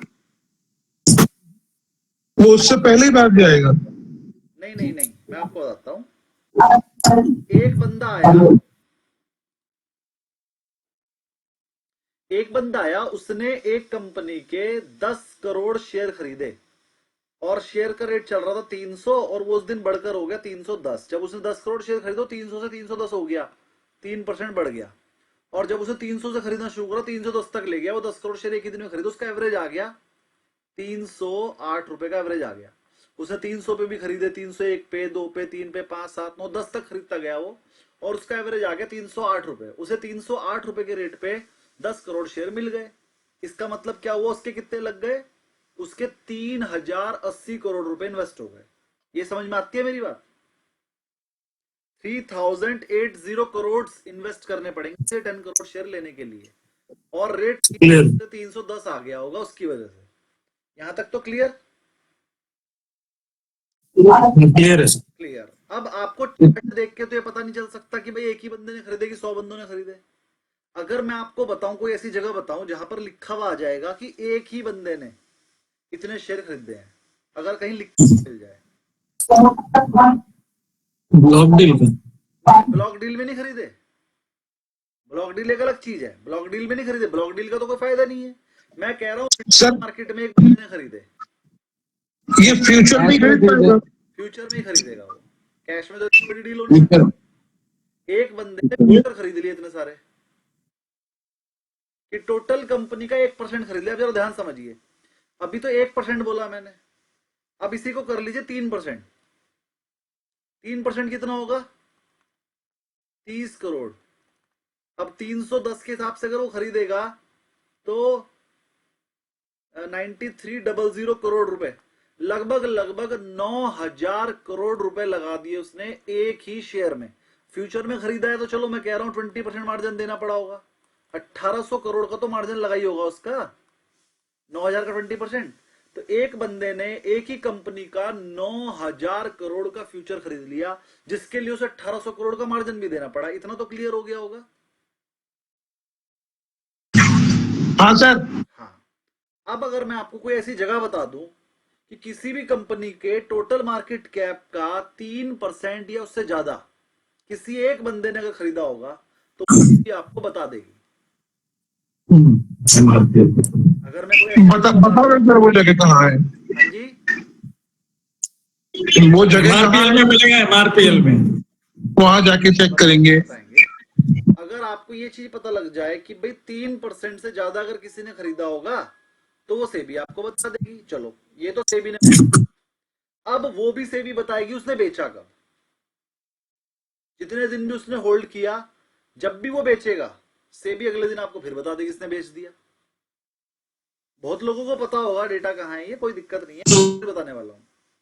तो मैं आपको एक ऐसी जगह बताऊंगा जो सेबी बता रही है, मतलब रिलायबल सोर्स है, हम कोई तुक्का नहीं मार रहे हैं, एग्जैक्ट कैलकुलेशन सेबी ने दी है, ऑनलाइन एनएससी की साइट पे मिलेगा, आप वहां से वो डेटा रोज फैच करोगे और चेक कर लो वाले शेयर में पोजीशन ज्यादा बनी है और कितने दिन बनी रही। तो मुझे बताइए क्या वो डेटा आपके काम आ सकता है ये अंदाजा लगाने के लिए कि इसमें बाइंग या सेलिंग कुछ होने वाली है? बिल्कुल बिल्कुल। अब हम उस डेटा को रोज कंपेयर कर रहे हैं, हमें पता है एक दिन पहले बीएचएल में एक बंदे ने 4% शेयर खरीदे थे, अगले दिन से भी ने फिर बता दिया भाई इन बंदों ने कर रखे हैं। अब अगर वो 4% से कम हो गया मतलब 4% वाले ने बेच दिए हैं, अगर वो 4 से ज्यादा हो गया मतलब 4 वाले ने खरीद लिए, और अगर 4 वाले के अलावा किसी और ने भी 4% खरीदा, से भी अलग अलग बताएगी कि पर्सन 1 ने 4% खरीदा, पर्सन 2 ने 3% खरीदा, अलग अलग बताएगी। तो आपको ये भी पता लग जाएगा। अब ऐसा हो सकता है ना, एक ऑपरेटर मैं हूं, अब मैं तो ज्यादा खरीद नहीं सकता, तो मैं सचिन जी से कहूंगा ले भाई मेरे पैसे, तू भी 4% और खरीद ले। तो अगर 2 बंदे खरीद रहे तो हो सकता है वो मैं ही हूं, लेकिन आपको पता चल गया कि और दूसरा बंदा भी आ गया जो मोटा पैसा लगा रहा है, पता चल रहा है कल को तीसरा भी आ गया, तो आपको पता चल जाएगा यार तीन बंदे इसमें 10-10 हजार करोड़ लगा रहे हैं, ये तो बहुत मोटा भागने वाला है, एक अंदाजा हो जाएगा ना। उसी स्ट्रेटेजी से मैंने बॉस कंपनी निकाली थी आज, BOSCH, देखिए क्या हुआ उसमें, हो जाएगा सर अंदाजा। अब देखिए उसमें क्या हुआ बॉस में, वो दिखा देता हूं आपको, फिर आगे बढ़ते हैं। कल बॉस में खरीदारी हुई थी और आज बॉस में क्या हुआ वो देख लीजिए, मार्केट पूरी गिरी हुई थी, धड़ासाई हो गई थी। BOSCH ये आइशर मोटर जैसी कंपनी है, ऑटो सेक्टर की कंपनी है, और ऑटो सेक्टर पूरा गिरा हुआ था, लेकिन बॉस देखो 3.5% बढ़ा है, 1320 भागा है, क्योंकि इसके अंदर ऑपरेटर का डेटा बना हुआ है, टॉप गेनर था ये, और इसके अंदर ऑपरेटर का डेटा बना था, अभी चेक करवाऊंगा। तो यानी कि अगर आपके डेटा चेक करेंगे तो आपको फास्ट मूवर मिल जाएंगे, टॉप गेनर भी मिल जाएंगे टाइम से पहले, और टॉप लूजर भी मिल जाएंगे टाइम से पहले, हमेशा टाइम से पहले। अब जो सेबी बताती है वो फ्यूचर की पोजीशन आपको बताती है, ये नहीं बताती है बाइंग है कि सेलिंग, क्योंकि वो फ्यूचर सेबी को भी नहीं पता। सेबी तो बस ये बताती है पोजीशन बनी है, वो बाइंग की तरफ बनी या सेलिंग की तरफ, ये आपने अंदाजा लगाना है। सेबी आपको ये बताएगी इस शेयर में पोजीशन बनी है, आपको पोजीशन पता चल गई, कब बनी है पता चल गया, कितनी बनी है भी पता चल गया, तो क्या आप ये नहीं बता पाओगे पॉजिटिव बनी होगी कि नेगेटिव? अरे आपको पता है कल के दिन हुई है जो भी हुआ है, अगर कल मार्केट में शेयर गिरा था तो नेगेटिव बनी, कल के दिन मार्केट में शेयर बढ़ा था तो पॉजिटिव बनी, वॉल्यूम देखकर भी बता दोगे, अरे 2 बजे के लगभग वॉल्यूम आई थी, मतलब 2 बजे पोजीशन बनी है, उस 2 बजे जब पोजीशन बनी तो अगर बढ़ रहा था तो पॉजिटिव है, अगर गिर रहा था तो नेगेटिव है, बता सकते हो ना? हाँ sir. Yes sir, yes sir. बता सकते हैं ना, हमें जब सेबी ने बता दिया कल के दिन पोजीशन बनी थी, कल के दिन का चार्ट खोल लो, कल के दिन का चार्ट खोल के टाइम पता लग जाए किस टाइम बनी होगी, जिस टाइम पर बनी थी अगर उस टाइम पर वो वॉल्यूम के साथ बढ़ रहा था तो पॉजिटिव बनी है, गिर रहा था तो नेगेटिव बनी है। और समझा देता हूं, कल जो भी पोजीशन बनी थी आज की पोजीशन चेक कर लो, कल पोजीशन बनने के बाद अगर वो आज गिर रहा है तो नेगेटिव है, बढ़ रहा है तो पॉजिटिव है, दोनों को मिला के चेक कर लो, और सही से चेक करना आप ही का काम है। उसके लिए आप चार्ट देखो, ऑप्शन चेन सिखाऊंगा वो देख सकते हो, और भी बहुत सारे तरीके हैं देखने के, और आपको पता लग जाएगा कि वो सर मान लो कल पोजीशन बनी और कल बढ़ा वो, हाँ, और आज डाउन है, तो फिर हम क्या मतलब निकालेंगे? तो हमने कोई गारंटी थोड़ी दे रखी ट्रेड करना ही है, नहीं समझ में आ रहा छोड़ देंगे, कोई और देख लेंगे। 4-5 में बनी है पोजीशन, ये वाली की समझ में नहीं आ रही तो छोड़ दो, सब में ट्रेड करना जरूरी थोड़ी है। अगर आपको नहीं मान लो अपन ने बॉस को निकाला, बॉस आज बढ़ गया कल भी 3%, और कल भी बढ़ा था, और मान लो आज डाउन हो जाता, तो हम क्या उससे मतलब निकालते कि वो बेच के चला गया? अगर मुझे समझ में नहीं आ रहा है तो मैं छोड़ दूंगा। 4 से 5 शेयर में ऑपरेटर डेटा, 4 से 5 शेयर में रोज डेटा बनता है, अगर 5 में से मुझे 2 समझ में आ रहा है मैं 2 में ट्रेड करूंगा ना, बाकी 3 में क्यों करूं? अभी मैं आपको 3% की स्ट्रेटेजी डेटा बनाकर दिखाऊंगा, कल वाला जो मैंने आज बनाया था, उसमें बॉस के अलावा 4 कंपनियां और निकली थी, लेकिन मुझे वो समझ में नहीं आ रही थी, मुझे बॉस समझ में आया, मैंने बॉस ले लिया, प्रॉफिट ओके सर। मैं सिखाऊंगा आपको अभी, और फिर आप डेली करोगे तो मैं तो डेली डिस्कस करूंगा ना, और फिर जितनी भी मैं रोज की रोज पिकअप निकाल के लेके आता हूँ, अपनी पिक जितनी भी लेकर आता हूँ इसी स्ट्रेटेजी से लेकर आता हूँ, तो अब आपको पहले ही पता लग जाएगा मैं क्या देने वाला हूँ, मेरे से पहले आप बता दोगे, क्योंकि आप भी कर लोगे अब ये काम, ठीक? तो पहले तो सबको समझ में क्लियर हो गया होगा कि अगर हमें डेटा पता चल रहा है और हमसे कंपेयर करके कुछ अंदाजा लगा रहे हैं तो वो अपने आप में एक स्ट्रेटजी है, क्योंकि ये हर कोई नहीं करता और मैंने अभी तक किसी को सुना नहीं करते हुए। पता सबको है डेटा मिलता है, लेकिन उससे कैसे निकालें? जिसको पता है डेटा मिलता है, क्या वो बता सकता है कैसे निकालेगा कि बाइंग और सेलिंग भी हो सकती है? ये वाला दिमाग कभी किसी ने लगाया नहीं है।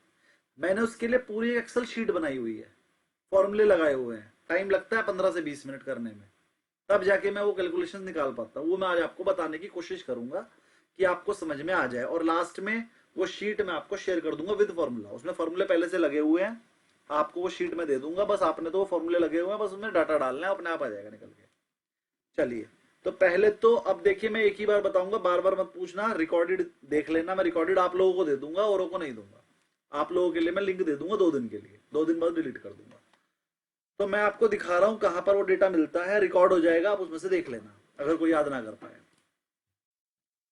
सबसे पहले हमने एनएससी की साइट खोली, nscindia.com, nscindia.com। nscindia.com खोलने के बाद जब हम यहाँ नीचे जाएंगे, ऐसे जब हम यहाँ नीचे जाएंगे, देखिए मैं होम पे आ गया, nscindia.com खुल गई। उसके बाद जब आप यहाँ नीचे जाओगे ना, तो यहाँ पर कुछ उठेगा अपने आप। देखो अभी उठ नहीं रहा है, उठेगा। ये देखिए खुल गई साइट।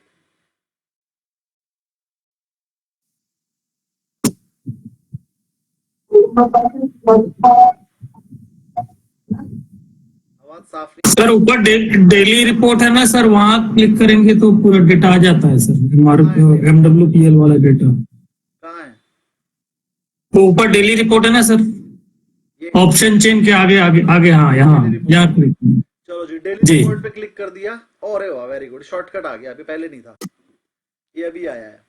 तो डेली रिपोर्ट आ गई। हालांकि मैंने तो ये सेव कर रखा है, यही वाला पेज खुलता है मेरा डायरेक्ट ही, मैंने तो उठा के ये वाला सेव कर लिया ऊपर से, ऑल रिपोर्ट वाला कॉलम। तो हमने डेली रिपोर्ट पे क्लिक करा और ये रिपोर्ट्स आ गई। इसमें एक रिपोर्ट आएगी 3% वाली, ये लिखी है,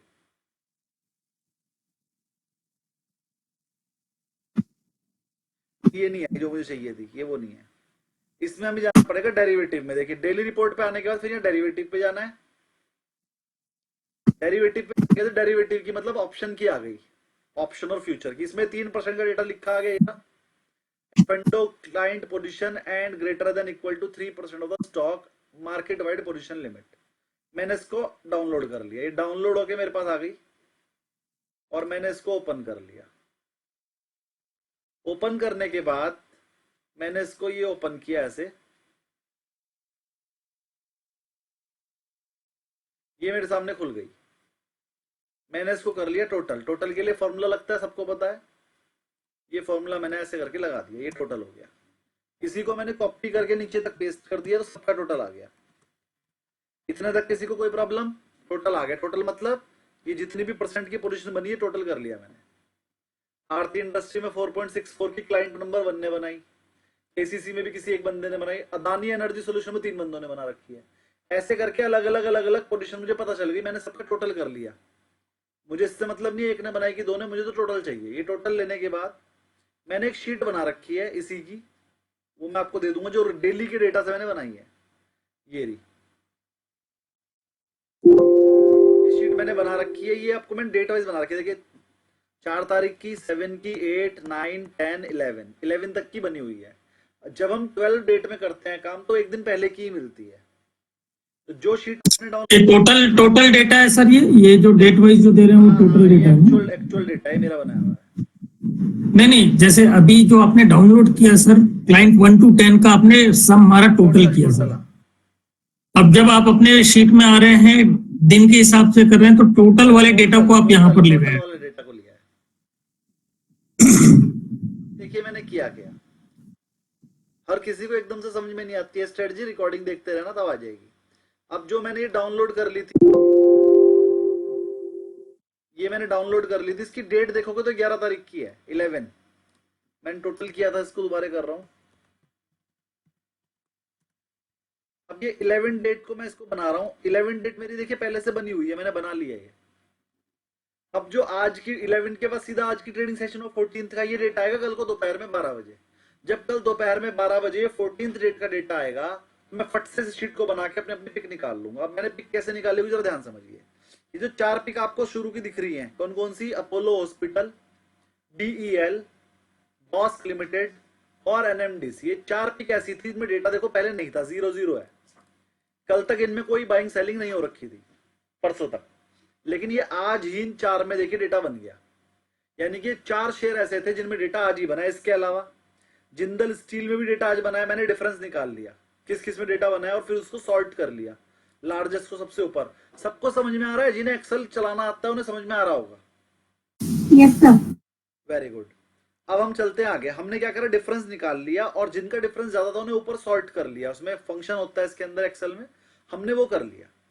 तो हमें समझ में आया 4 चीजें मेरी नहीं बनी थी, पहले मैं इन 4 दूंगा, इन 4 पे फोकस किया मैंने।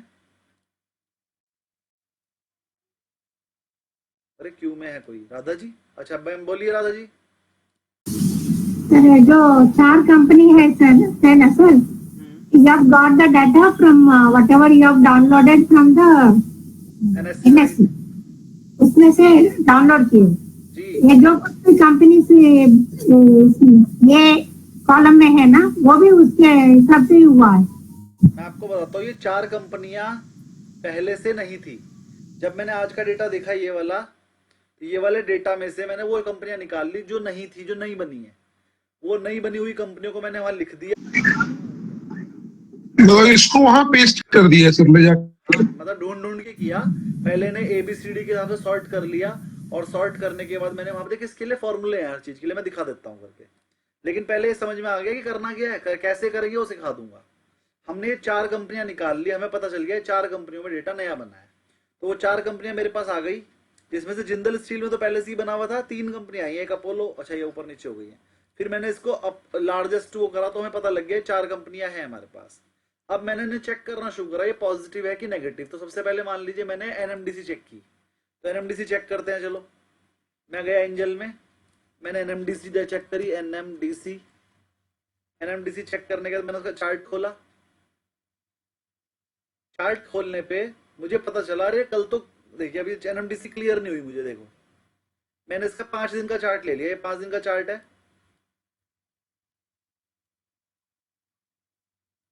अगर आप देखोगे इसे तो आज के दिन ये यहां से यहां तक पॉजिटिव ही रहा है। NMDC आज के दिन क्या रहा, पॉजिटिव, चाहे 2 ही पैसे रहा। वो गिर के खुला और फिर लगभग फ्लैट बंद हो गया, मतलब मार्केट इतनी गिरी लेकिन वो नहीं गिरा। चलिए, लेकिन एक दिन पहले क्या हुआ था, एक दिन पहले वो खुला तो ऊंचाई पे था लेकिन फिर पूरे दिन गिरता गया। लेकिन वॉल्यूम भी देखो नहीं आई थी, मतलब 11 तारीख को जब खुला तो वॉल्यूम आई बहुत ज्यादा, उसे ऊपर तक ले आने की कोशिश की गई, 70 के ऊपर ब्रेकआउट दिया गया, लेकिन फिर बाइंग नहीं निकल कर रही और ये गिर गया। लेकिन आज इतनी मार्केट गिरने के बाद भी इसे गिरने नहीं दिया गया और कल ही इसमें डेटा बना था, इससे पहले का डेटा मैं नहीं देखूंगा। 11th में इसमें डेटा बना, 11th में जब डेटा बना तो वॉल्यूम भी देखो यहाँ पर है सबसे ज्यादा। वॉल्यूम के टाइम पर ये बढ़ा है, बहुत ज्यादा बढ़ा है, और उसके बाद ये पूरे दिन नहीं बढ़ पाया। मतलब यहाँ पर ऑपरेटर एंट्री कर गया और उसने से बढ़ाने की कोशिश की, उसके बाद ये नहीं बढ़ पाया। और आज भी क्योंकि मार्केट गिरी हुई थी तो ये नहीं बढ़ पाया। ज्यादातर मैंने एक्सपीरियंस किया है कि ऑपरेटर कोशिश करता है कि गिरती हुई मार्केट में अपनी चीज को गिरने ना दिया जाए, और जब मार्केट बढ़ती हुई हो तभी उसे बढ़ाया जाए, जिससे कि सेबी को शक ना हो। ये मैंने एक्सपीरियंस किया है। अगर किसी चीज में ऑपरेटर बैठा है बाइंग साइड में, तो जिस दिन मार्केट गिर रही होगी उस दिन वो बाइंग नहीं करेगा, कहेगा कि अगर मैंने आज के दिन बढ़ा दिया ना, सेबी समझ जाएगी कि गिरती हुई मार्केट में क्यों बढ़ा दिया भाई तूने, इतना क्यों खरीद लिया। लेकिन बढ़ती हुई मार्केट में बढ़ेगा तो कल को बचने के लिए कह सकते जी पूरी मार्केट भाग रही थी, मेरा शेयर भाग गया तो मैं क्या करूं। तो ये मैंने चेक किया है, ज्यादातर गिरती हुई मार्केट में ऑपरेटर अपने शेयर को सिर्फ बचाता है, गिरने नहीं देता या थोड़ा कम गिरने देता है। और बढ़ती हुई मार्केट बढ़ेगी 1% उसका सीधा कैप ही लगा देगा, 10% की, 5% की। ठीक है, तो मुझे ऐसा लग रहा है NMDC में जो ऑपरेटर है वो पॉजिटिव साइड बैठा है, लेकिन उसके पॉजिटिव बैठने के बाद भी ना 11 तारीख को बढ़ा शेयर ना आज बढ़ा, तो मुझे डाउटफुल है, इसलिए मैंने NMDC में ट्रेड नहीं किया। अगर मैं चार्ट की बात करूं इसके, तो मुझे 70 पे ब्रेकआउट भी नजर आ रहा है, 70 का रेसिस्टेंस है। जैसे ही इसे काटेगा तो मुझे लग रहा है ये तेज हो ही जाएगा। और देखो 70 जिस दिन ऑपरेटर घुसा उसने 70 तोड़ा, फिर आज भी ऑपरेटर ने 70 तोड़वाने की कोशिश करी, लेकिन 70 के ऊपर बच नहीं पा रहा। ऑपरेटर का कहना सिर्फ ये है, मैं ऐसे 70 के ऊपर रुकवाऊंगा, तो जितने भी शॉर्ट सेलर होंगे उनका स्टॉप लॉस ट्रिगर होगा, वो यहाँ पर अपनी कवरिंग करेंगे और मैं बेचकर निकल जाऊंगा। मुझे ऐसा लगता है ये ऑपरेटर ये कर रहा है कि 70 के ऊपर ब्रेकआउट देगा और एक बार को ये शेयर 73, 4, 5, 6, 7, 8, 9 तक जाएगा, बस वहीं पर ऑपरेटर अपना सारा माल खाली कर देगा और ये वापिस थोड़े दिनों में 70 आ जाएगा। तो मुझे ऐसा लगता है कि 70 का ब्रेकआउट होते ही भागेगा, 75 तक, 74 तक जा सकता है और 74 तक भी चला गया तो 5-6% बैठता है वो। मुझे ऐसा लग रहा है कि एनएमडीसी में ऑपरेटर बैठा हुआ है पॉजिटिव साइड और ये 70 से ऊपर जाते ही ब्रेकआउट देगा और 74-5 तक घूम के आएगा। 74 पे ऑपरेटर अपना माल खाली कर देगा, फिर कोई खरीदे कोई बेचो से कोई मतलब नहीं। जिस दिन ये 74 होगा उस दिन ये ऑपरेटर का डेटा खत्म हो जाएगा, देख लेना। ये जो एनएमडीसी में ऑपरेटर का डेटा बना है, ये रहा एनएमडीसी में बना है 3.51% की पोजीशन बनी है। कब बनी है? 11th को। मान लीजिए कल को एनएमडीसी भाग जाए तो परसों को आपको ये पोजीशन दिखाई नहीं देगी, यहाँ वो उसी दिन एग्जिट कर जाएगा, क्योंकि ऑपरेटर को क्या चाहिए? 4 से 5%। छोटा ऑपरेटर 4 से 5% चाहता है, बड़ा ऑपरेटर 10% चाहता है, बस इससे ज्यादा की भूख किसी ऑपरेटर को नहीं होती। बहुत छोटा ऑपरेटर 2% पे भी खुश हो जाता है, लेकिन फिर वो एक दिन की पोजीशन होती है, जैसे इंडस टावर में बनी थी। इंडस टावर मैंने जैसे ही कहा बेचो, फट से गिर गया, ऑपरेटर एग्जिट हुआ 95 पे, आज ऑपरेटर का डाटा खत्म हो चुका था। यानी 10th को ऑपरेटर का डेटा बना और 11th को खत्म हो गया। चलिए थोड़ी देर में करना जाए। तो अब डेटा उसमें खत्म हो गया, वो कैसे पता चलेगा सर? अगले दिन जब हम शीट देखेंगे उसमें 0 लिखा आ जाएगा डेटा, तो मतलब डेटा खत्म हो गया। एक बार दिखाइए सर, कैसे कैसे 0 होता है? 0 वाले मैंने मिटा दिए, यहाँ से जो 0 हुए थे वो मैं हटा दूंगा जब उसमें डेटा ही खत्म हो गया, तो इसलिए 0 वाला तो यहाँ भी नहीं मिलेगा, लेकिन मैं कम हुआ नहीं, वो एनएससी वाली वेबसाइट, अरे सर वो एक्सेल शीट डाउनलोड करके उस पे देखते हैं ना सर। देखिए पहले एक दिन पहले पीईएल का डेटा था 11.19, अब हो गया 7.60, मतलब 3.5% का डेटा कम हो गया। मतलब ऑपरेटर धीरे धीरे एग्जिट कर रहा है। ऐसे ही देखिए ये आरबीएल बैंक में पहले 23 था, 26 था, 23 रह गया, तो ये भी एग्जिट कर रहा है। ऐसे ही इंडसइंड बैंक में पहले 6% था, 3 रह गया, मतलब आधा ऑपरेटर गायब हो गया, आधा रह गया। धीरे धीरे एग्जिट हो रही है इसमें पोजीशन, तो ये दिख रही है। लेकिन जो 0 हो गई होंगी वो मैं इसमें से हटा देता हूँ। 0 होने वाली का मेरा क्या काम है? उसमें ऑपरेटर का डेटा ही खत्म हो गया, तो क्यों रखूं उसे? जब कल आएगा तो मैं 0 वाली आएंगी। सर इसका मतलब ये हुआ कि ये MWPL जो अपन जो डेटा बोल रहे हैं 3% का डेटा, ये डेटा हमको बस ये इंफॉर्मेशन दे रही है कि 3% की पोजीशन बनी है, बाय साइड बनी है कि सेल साइड बनी है, वो इंफॉर्मेशन को नहीं देगा। 3% वो हमको वॉल्यूम के बेसिस, अगर 3% से ज्यादा एक ही ट्रेडिंग लाइन में एक ही अकाउंट में होगी तो वो बता दे, और उसको हमको दूसरे पैरामीटर से वेरीफाई करना है। जैसे यहाँ पर वॉल्यूम से आप वेरीफाई करवा रहे हैं कि वो बाय साइड है कि सेल साइड। मैक्सिमम मैं चार्ट और वॉल्यूम से ही करता हूँ जी।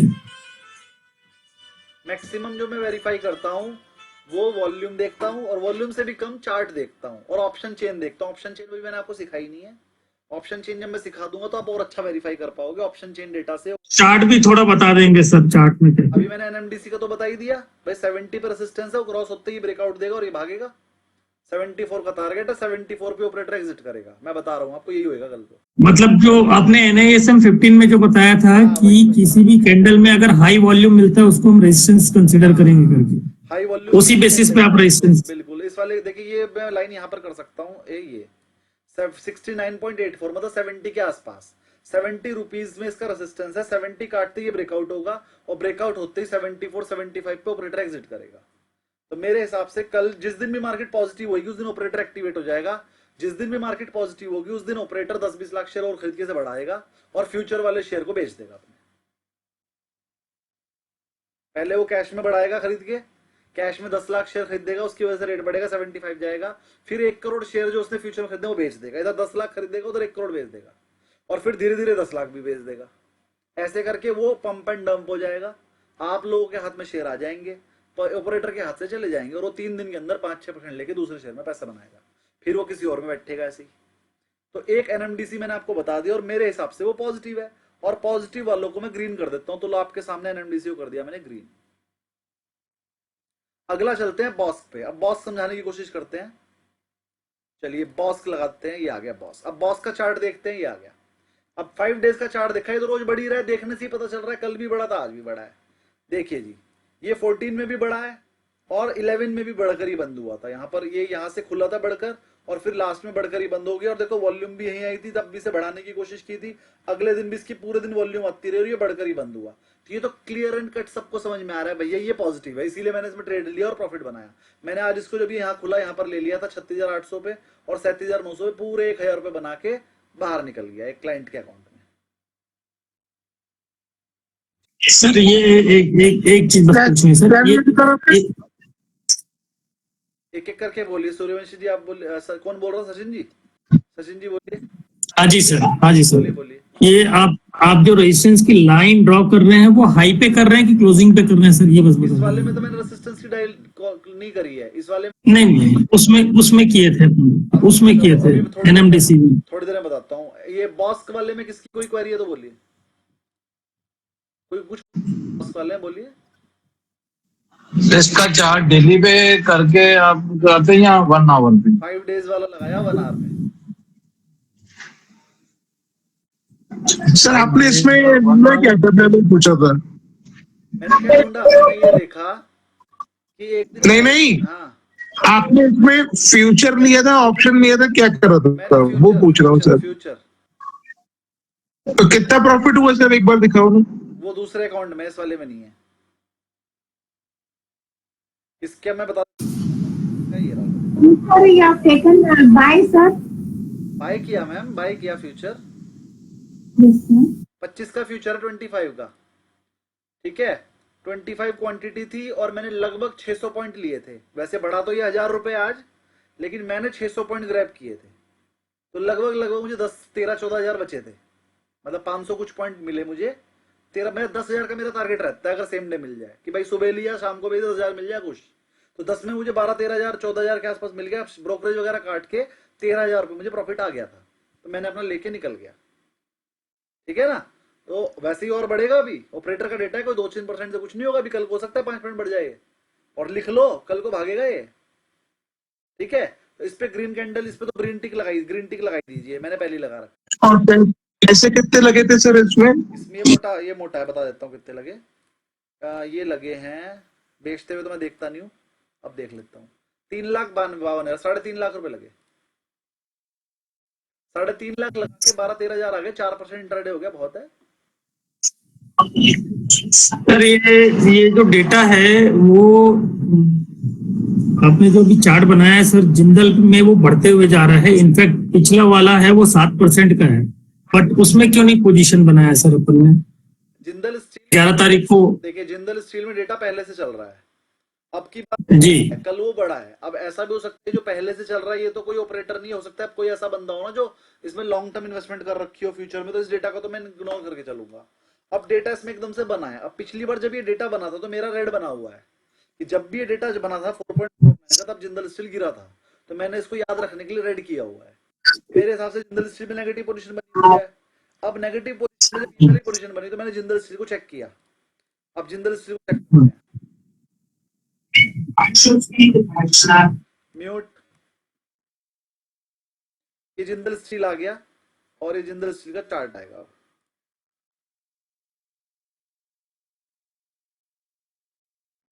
ये आ गया चार्ट। तो मैंने चेक किया कि यहाँ पर ये गिर ही रहा है। देखो, ये जब 11 तारीख को डेटा बढ़ा तो भी गिर के बंद हुआ और आज भी गिर के बंद हुआ, तो मेरे हिसाब से नेगेटिव डेटा है। लेकिन मैंने इसमें ट्रेड इसलिए नहीं करा कि मेरे को जो ऊपर होता है पहले मैं उसमें करता हूँ। मेरे हिसाब से जिंदल स्टील का नेगेटिव डेटा है, तो मैंने उसे रेड बना दिया, लेकिन ट्रेड नहीं किया। सर वो डाउनलोड वाली एक्सेल फाइल थी, उसमें अभी सबसे ज्यादा टॉप का अदानी का बन रहा ना? नहीं, उसमें सबसे ज्यादा डेटा देखेंगे ना तो ABCD के हिसाब से है, इसलिए अडानी ऊपर आ गया। अगर हम कैलकुलेशन देखेंगे, नहीं 12%, वो 12% जो दिखा रहा है वो सबसे ज्यादा है ना सर? सबसे 12 और 11 सबसे ज्यादा अदानी और अरविंद। सबसे ज्यादा तो ये है। लो 34% है एनुअल में, 30% है JSW एनर्जी में। हाँ बस यही पूछना चाह रहा हूँ सर कि इसमें हम डिसीजन, एक तो आपने बोल दिया कि जैसे इसके पहले जिंदल स्टील में नेगेटिव डेटा बन रहा था, बट ग्रेन्यूल्स ग्रीन कलर रखा है सर आपने, और पैरामीटर भी अपने MRPL डेटा भी जो है वो अच्छा खासा है, तो इसमें हम क्यों नहीं डिसीजन लिए? ये थोड़ा ये बैन में चल रहा है, बैन वाली चीज में हम नहीं ले सकते पोजीशन। सर डिलीवरी में भी ले सकते हैं अपन थोड़ा। हाँ डिलीवरी में भी तो ले सकते हैं। डिलीवरी में ले सकते हैं, लेकिन मैं काम करता हूँ जो चेंज हुआ एक दिन पहले जिसमें डेटा बना हो, मैं उसमें काम करता हूँ। ग्रेनुल में बनाया हुआ 15 दिन से, वो बढ़ गया पहले 10-15%, देखो उसे 15 दिन में कितना बढ़ा। तो अदानी सोलर में एक बार सर देखो ना, तो 12% बढ़ा है, तो आपकी लिस्ट में है कि नहीं? अदानी सोलर मेरी लिस्ट में नहीं है, ये रहा अदानी सोलर में तो 0.6% कम हुआ है, 0.16। ये बहुत पुराना बना हुआ डेटा है, 12% तो 4 दिन से बना हुआ है। जो बढ़ना था बढ़ गया, इसमें से ऑपरेटर एग्जिट करेगा, मैं एग्जिट करी हुई चीज क्यों लूं?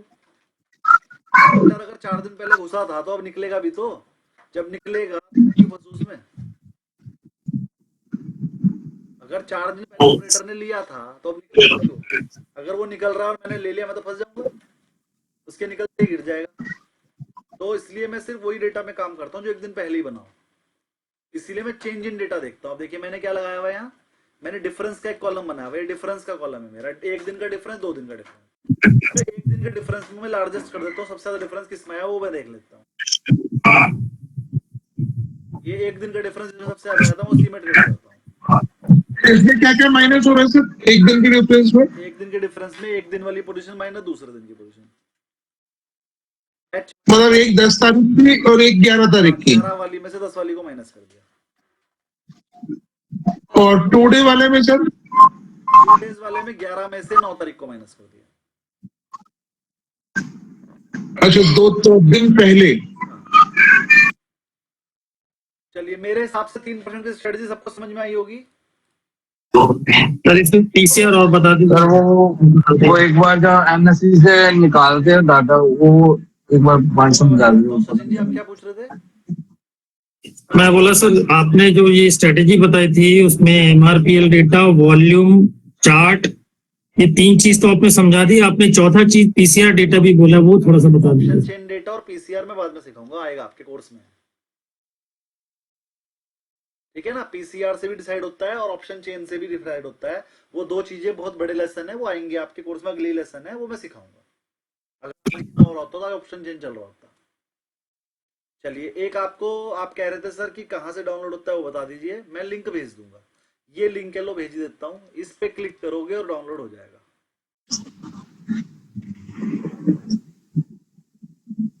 ये लिंक है, और इस पे डायरेक्ट क्लिक करोगे तो सीधा वही खुलेगा, और बस आपको 3% देखना है, यहाँ लिखा हुआ आ जाएगा कि कभी कभी साइट रिफ्रेश नहीं होती है, 2-3 बार में आ जाता है, ये रहा। फिर जो बड़ा सा 3% लिखा हुआ है, इस पे क्लिक करके डाउनलोड हो जाता है। F&O client position percentage greater than equal to 3% of the stock MWPL। हर रोज ये सुबह को 10 बजे से 3 बजे के बीच में अपडेट हो जाता है।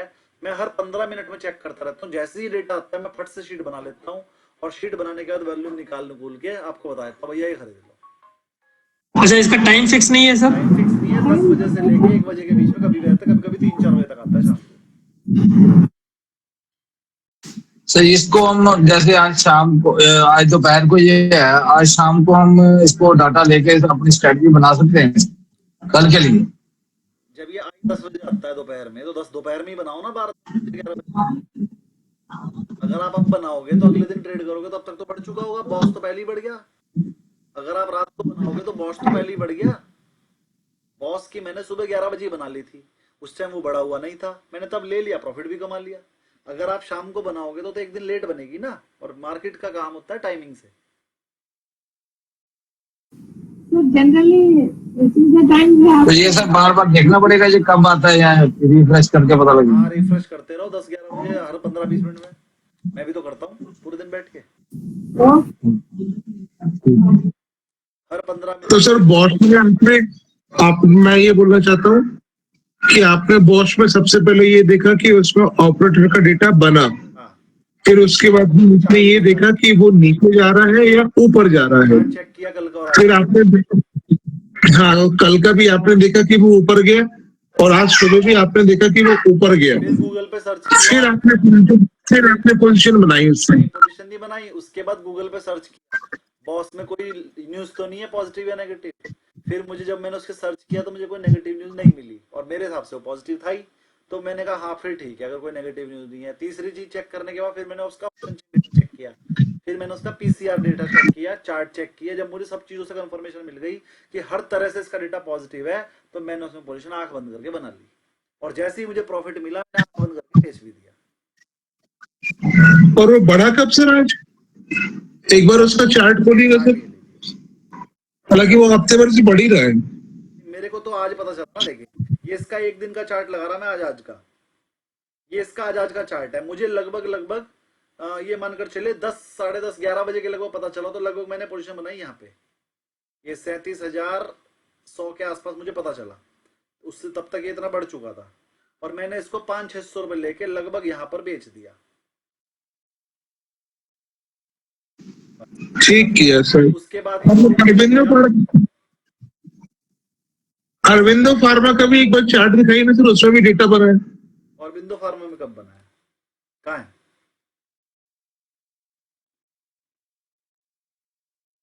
वो एक्सेल शीट में था ना सर, अपन ने जो डाउनलोड करे। अरे चार्ट उसे डाटा उसे बोलते हैं जिसमें ये ज्यादा बना हो, डिफरेंस आया हो। डिफरेंस तो सिर्फ इनमें आया है, तो हमने इन्हें देखना है। एक बीईएल में बना था, चलो बीईएल देख लेते हैं। मैं देख नहीं पाया इसे, मुझे भी नहीं पता है पॉजिटिव है कि नेगेटिव, चलो चेक करते हैं। बीई अब देखो मैं बीईएल में कैसे सोचता हूँ। सबसे पहले मैं बीईएल का चार्ट देखूंगा। बीईएल का चार्ट आ गया ये मेरे सामने, ये मैंने खोल दिया चार्ट। बीईएल का चार्ट देखने के बाद मुझे एक दिन का चार्ट देख के तो समझ में नहीं आ रहा है पॉजिटिव है कि नेगेटिव, तो मैंने एक दिन पहले का चार्ट देख लिया बीईएल में। एक दिन पहले का चार्ट देख के भी ये यहाँ से शुरू हुआ और नीचे बंद हुआ, माइनस ही लग रहा है। बीईएल का चार्ट मुझे माइनस लगा और आज की डेट का चार्ट मुझे 100 लगा, ना माइनस है ना प्लस। मैंने इसका 5 दिन का चार्ट देख लिया, 5 दिन का चार्ट देख के मुझे दिखाई दिया तो गिर ही रहा है, तो मुझे बीईएल थोड़ा नेगेटिव लगा।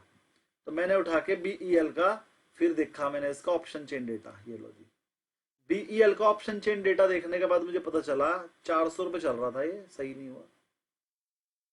ये आया ऑप्शन चेन डेटा देखने के बाद इसकी कॉल में यहाँ पर 1 करोड़ है और यहाँ पर 410 क्रॉस करना इसका बहुत मुश्किल है। 405 पे बराबर है। हाँ 405 मतलब बेसिकली अपन सपोर्ट रेजिस्टेंस ही देख रहे हैं सर ऑप्शन चेन। हाँ ऑप्शन चेन में भी सपोर्ट रेजिस्टेंस ही देखते हैं। अगर कॉल राइटर ज्यादा है तो ऊपर बढ़ने नहीं देंगे, पुट राइटर ज्यादा है तो नीचे गिरने नहीं देंगे। तो यहाँ पर कॉल राइटर ज्यादा है, मतलब 410 से ऊपर जाना उसका मुश्किल है। लेकिन गलती से 410 क्रॉस कर दिया तो फिर इसमें शॉर्ट कवरिंग शुरू हो जाएगी, फिर ये 430 पे जाकर रुकेगा। 410 क्रॉस हुआ तो 430 जाएगा, लेकिन 410 क्रॉस होना मुश्किल है। पिछले 2 दिन से गिर भी रहा है ना।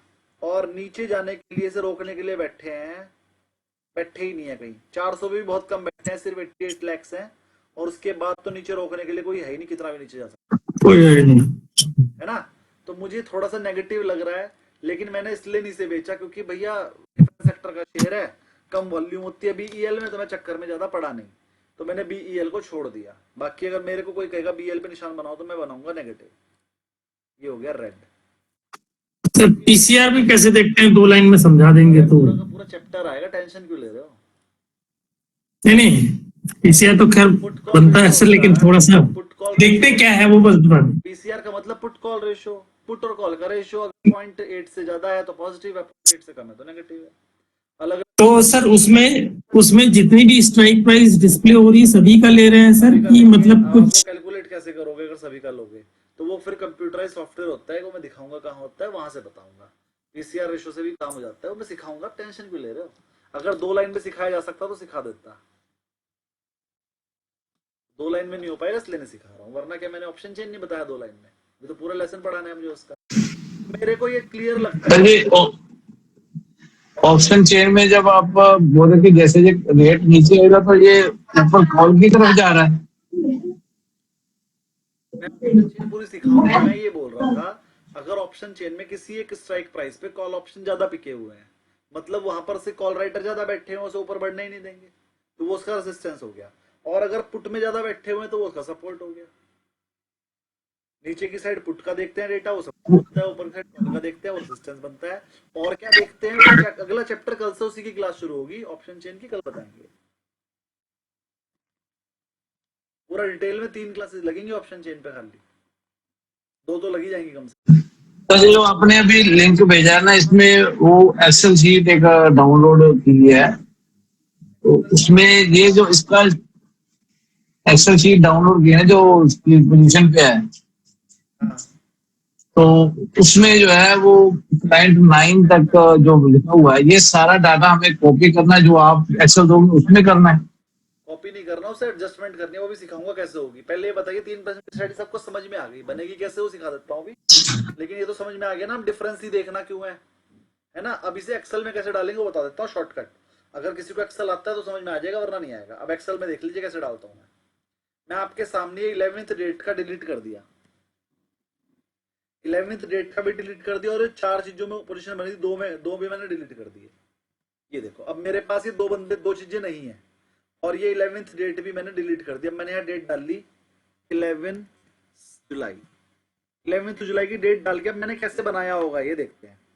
मैं सबसे पहले गया, ये जो आपने डेटा करा इसको टोटल किया, टोटल करने के बाद ये जो ये वाले नाम थे मैंने इन्हें कॉपी कर लिया।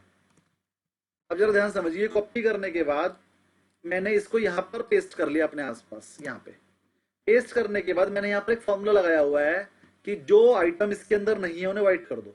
ये फॉर्मूला मैंने लगा रखा है, मैं आपको ये शीट दे दूंगा। ये फॉर्मूला कैसे लगता है मैं भी भूल गया, पहले मुझे पता था अब नहीं याद है मुझे, तो इसलिए आपको मैं लगाया दे दूंगा, है ना। इक्वल्स टू वाला फॉर्मूला है, तो मुझे पता चला कि जो 2 चीजें यहाँ पर नहीं है वो व्हाइट हो जाएंगी अपने आप। फिर मैं इसको कलर के साथ सॉर्ट करके नो फिल को ऊपर ले आऊंगा, तो मुझे पता लग गया 2 चीजें नहीं है। मैं इन 2 चीजों को उठा के उधर के कॉलम में डाल दूंगा, नीचे सबसे नीचे डाल दूंगा। मैंने 2 चीजें उठा के यहाँ पर पेस्ट कर दी, ये आ गई यहाँ पर। सबको समझ में आई ये बात? Sir, you have pasted in the same sheet down, no sir? The same sheet. Down. Okay. मैंने जो शीट आपको देनी है उसमें ही पेस्ट किया। अब क्या हुआ, क्योंकि ये बॉस और एनएमडीसी जो इधर नहीं थे वो इधर आ गए, तो ये भी रेड हो गए। रेड होने के बाद मैंने इसे डिलीट कर दिया। इतना सबको समझ में आ गया? ये मैंने इसलिए किया कि अगर कोई नए शेयर में डेटा बना होगा तो वो बता देगा मुझे कि भाई ये वाले शेयर कल तक नहीं था, नए आए हैं। वो जो नए शेयर थे व्हाइट हो जाएंगे, व्हाइट होने के बाद मैं इस वाली शीट में डाल दूंगा। अब ये आ गए।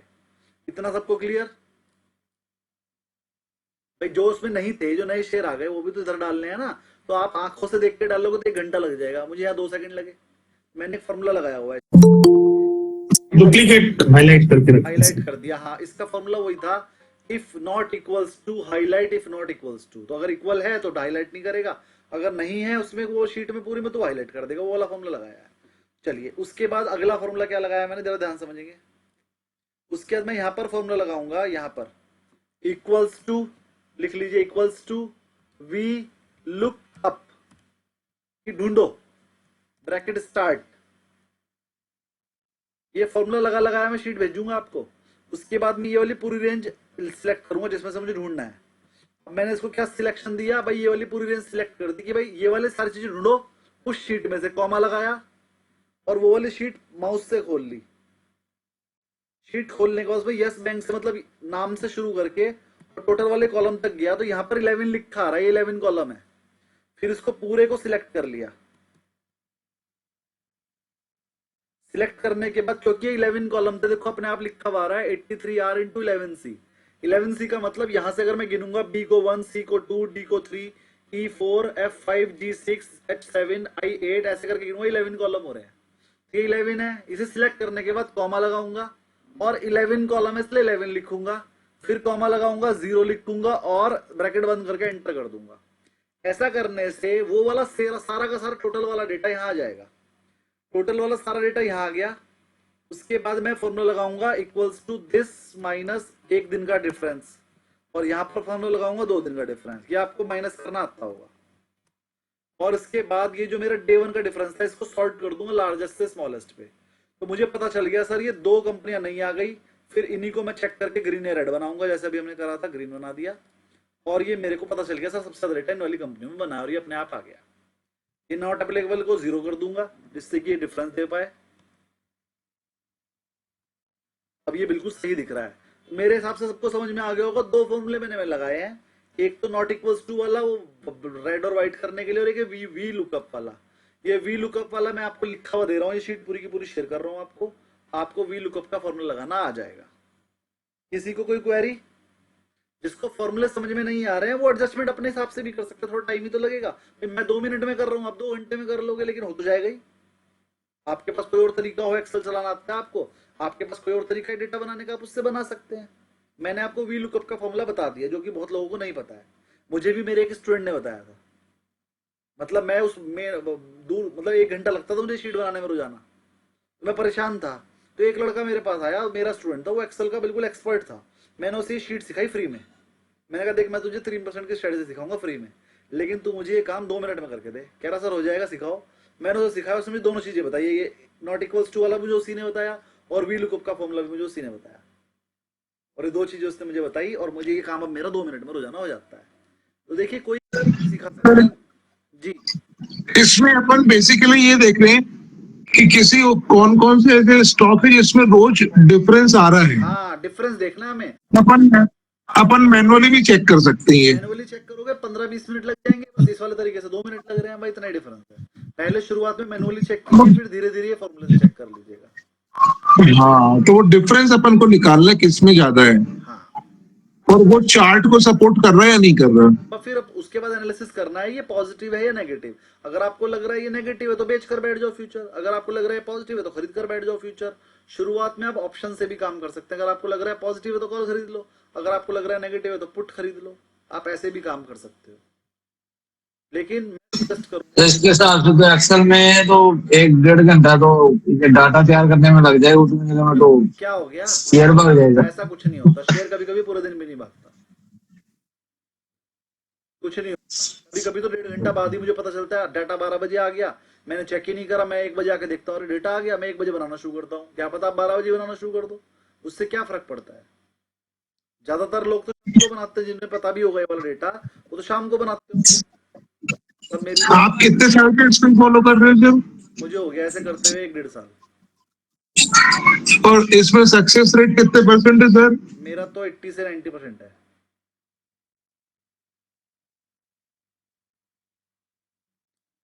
लॉस बहुत कम होता है, प्रॉफिट ही होता है ज्यादातर।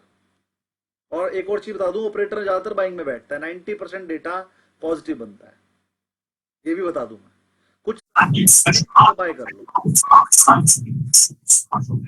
सर माल खाली जो करेगा तो भी ऑपरेटर बैठा है 3% डेटा वो दिखेगा। जो क्या बोल रहे हैं धीरज जी? सर जो ऑपरेटर आप बोल रहे हो, जो ऑपरेटर बैठा हुआ है, उसमें उसने बाइंग की हुई है, तो वो एक बार वो दोबारा बता दोगे कि कैसे मतलब ये हुआ क्लियर पॉइंट ये। हमें ये तो समझ में आ गया, डेटा बढ़ा है तो ऑपरेटर बैठा है, पॉजिटिव है या नेगेटिव है चेक करने के लिए हम चार्ट देखेंगे। जिस दिन का डेटा है, डेटा 1 दिन पहले का होता है, तो हम 1 दिन पहले का चार्ट देखेंगे क्या हुआ था। अगर कल पूरे दिन ओवरऑल वो बढ़ा था और आज भी बढ़ रहा है तो मतलब पॉजिटिव डेटा है। कल अगर पूरे दिन वो गिरा था और आज भी गिर रहा है मतलब नेगेटिव डेटा है। प्रॉब्लम तब आएगी जब कल तो पूरे दिन बढ़ा था लेकिन आज गिर रहा है, तो उसे छोड़ देंगे, चेक करेंगे क्या हो रहा है। 1-2 दिन चेक कर लेंगे, उसे छोड़ देंगे। रिश्तेदारी थोड़ी है कि उस पर ट्रेड करना ही है। अगर क्लियर कट दिखाई दे रहा है पॉजिटिव है तो खरीदेंगे, क्लियर कट दिखाई दे रहा है नेगेटिव है तो बेचेंगे। कोई कंफ्यूजन है तो छोड़ देंगे, करेंगे कुछ नहीं। तो इसके लिए वो 1 डे कैंडल ही चलेगी, तो अगर उसमें हम देखते हैं चार्ट में। आपकी इच्छा है, आप 5 मिनट वाली देखो, 10 मिनट वाली देखो। जब पूरे दिन का देखना है तो मैं 15 मिनट आधे घंटे की भी देख लेता हूँ, और जब मुझे 5 दिन का देखना होता है तो मैं फिर 1 घंटे की लगाता हूँ, क्योंकि 5 दिन में 5 मिनट की देखूंगा तो दिखेगी ही नहीं ना, इसलिए 1 घंटे की देखता हूँ। जो मन में आए वो देखो। आपको ओवरऑल बस ये डिसीजन लेना है कि ये 2 दिन से पिछले मतलब कल और आज के दिन में बढ़ा है कि घटा है। अगर वो बढ़ रहा है तो पॉजिटिव लगेगा, अगर घट रहा है तो वो नेगेटिव ही लगेगा। और इन 2 दिन का जो हाई लो होगा वही आपका स्टॉप लॉस। मान लीजिए है तो 2 दिन का जो लो होगा वो आपका स्टॉप लॉस। और मान लो घट रहा है, सेल की पोजीशन लीजिए, 2 दिन का जो हाई होगा वो आपका स्टॉप लॉस। सर ये चार्ट में ये घंटे वाला ये सिस्टम समझ नहीं आता सर मेरे को कि 1 दिन का घंटा क्या है, ये कैसा क्या है। आपने जितने दिन का चार्ट खोलना है वो यहाँ लिखा होता है। जैसे 5 दिन का खोलना है, 5 दिन का खुल गया। अब ये जो एक कैंडल है 1 घंटे की है, अगर आपको कम ज्यादा करनी है तो यहाँ से कम ज्यादा कर लो। जैसे 1 घंटे वाली को आपको मान लीजिए 4 घंटे करना है तो अभी 4-4 घंटे की कैंडल बन गई। अगर आपको उसको 5 मिनट की करना है तो 5 मिनट की भी हो जाएगी। जैसे ये लीजिए 5 मिनट। सर इसके ऊपर रेड लाइन जो आ रही है वो कहाँ से आ रही है? ये वाली रेड लाइन, हाँ जी हाँ जी। ये तो इसका एटीपी है, मैंने लगा रखा है, एवरेज ट्रेड प्राइस।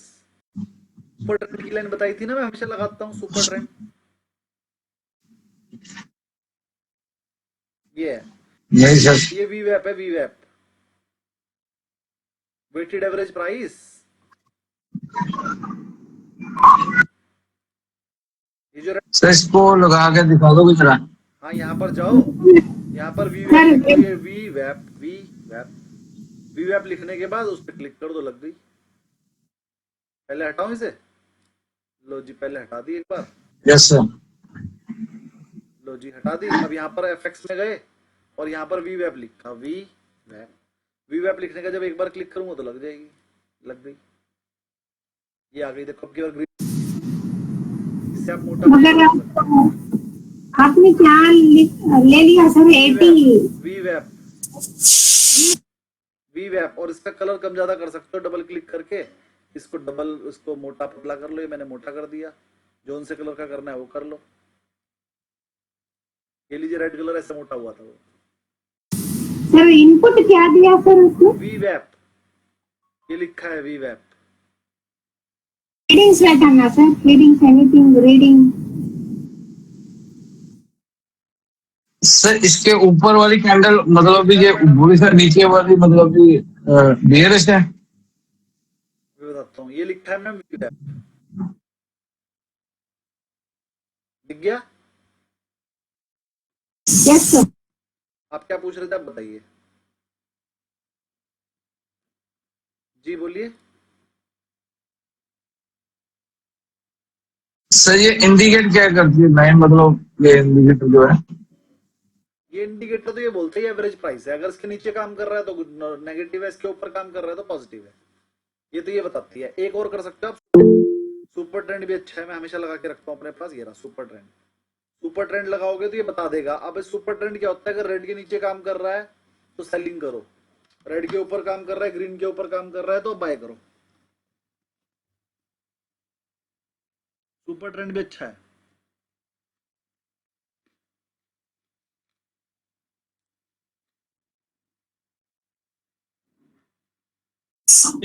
सर एक क्वेश्चन है सर। जी बोलिए। सर मार्केट में अगर हम किसी भी प्रोडक्ट की बात करें सर, जैसे हम टाटा मोटर की बात करें, तो टाटा मोटर में ट्रेड करने वाले अलग अलग सेगमेंट में काम करते हैं सर। कोई इक्विटी में कर रहा है, कोई फ्यूचर पे कर रहा है, कोई ऑप्शन में बायर की तरह काम कर रहा है, कोई राइटर की तरह काम कर रहा है।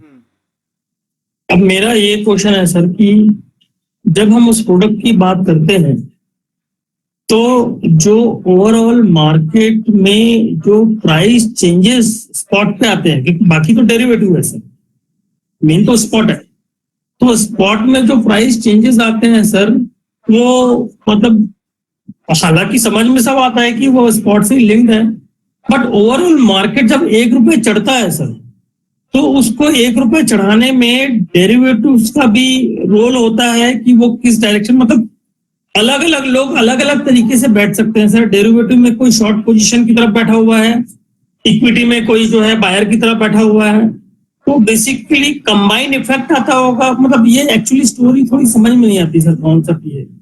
देखिए ये मार्केट है और यहाँ पर हर तरह का बंदा बैठा है, और ऐसे बंदे भी बैठे हैं जो इक्विटी में बाय कर रहे हैं और फ्यूचर में सेल कर रहे हैं, है ना। उन्हें हम आर्बिट्रेजर बोलते हैं। उनका काम यही होता है 100 रुपए में इक्विटी में कैश में खरीद लो और 101 में बेच दो फ्यूचर में, और 1 रुपया कमा लो बस, है ना। उनके पास बहुत पैसा है। तो ऐसे बंदे बैठे हुए हैं, और ये मार्केट इन सबका लिंक्ड है। दूसरी बात, जिन्होंने फ्यूचर में बाय किया है, एक्सपायरी से पहले पहले या तो उन्हें सेल करना पड़ेगा, वरना तो फिर उन्हें पैसे देने पड़ेंगे और बाय करेंगे। और जिसने सेल किया है उसे या तो पहले एक्सपायर ऑफ करना पड़ेगा, वरना जो उसके पास डिलीवरी है उसे देनी पड़ेगी। तो डिलीवरी होगी तभी तो ना, डिलीवरी नहीं होगी तो खरीदेगा। तो अल्टीमेटली जितनी भी ट्रेडिंग आपकी डेरिवेटिव में हो रही है, एक्सपायरी डे पे फिर वो इक्विटी में कन्वर्ट हो जाती है, इक्विटी में भी होती है फिर वो। नहीं, मैं सर जैसे अपन इक्विटी की चार्ट की बात करें और फ्यूचर की चार्ट की बात करें, सिर्फ ये 2 चार्ट की बात करते हैं, इन दोनों चार्ट का मूवमेंट ऑलमोस्ट एक जैसा रहता है सर। लेकिन दोनों में काम करने वाले लोग अलग अलग हैं। इक्विटी में काम कर, हाँ सेम भी हो सकते हैं सर, सेम भी हो सकते हैं, बट मतलब कहने का मतलब ऑडियंस में डिफरेंसेस हैं, ये मैं बोलना चाह रहा हूँ सर। अब इक्विटी में ऑडियंस का माइंडसेट है बाय में बैठने का, और फ्यूचर में ऑडियंस का माइंडसेट है सेल में बैठने का, तो ये चार्ट एक जैसा कैसे मैच होगा सर, ये इस बात समझ में नहीं आती। इस क्वेश्चन का जवाब आज का बैंक निफ्टी का चार्ट देख लीजिए। बैंक निफ्टी कैश में तो गिरी है और फ्यूचर में बढ़ी है, देखा आपने आज? दिखा देता हूँ। तो इसके साथ ही सेम चीज जो जेम्स स्ट्रीट का हुआ केस, वो भी अभी तक मेरे को समझ में नहीं आया उसने किया क्या है। चलो वो इसके बाद बताएंगे, पहले ये देख लीजिए एक बार। ये बैंक निफ्टी अगर मैं दिखाऊं आपको, ये देखिए सेंसेक्स हटा दिया और बैंक निफ्टी लगा दिया। बैंक निफ्टी 10 पॉइंट बढ़ी है, कैश में बैंक निफ्टी 10 पॉइंट बढ़ी है, लेकिन एक्चुअल में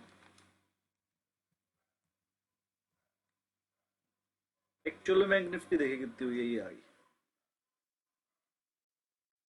एक्चुअल में कितनी बढ़ी है? 8 पॉइंट। अच्छा ये रिफ्रेश हो गया। और ऐसे ही निफ्टी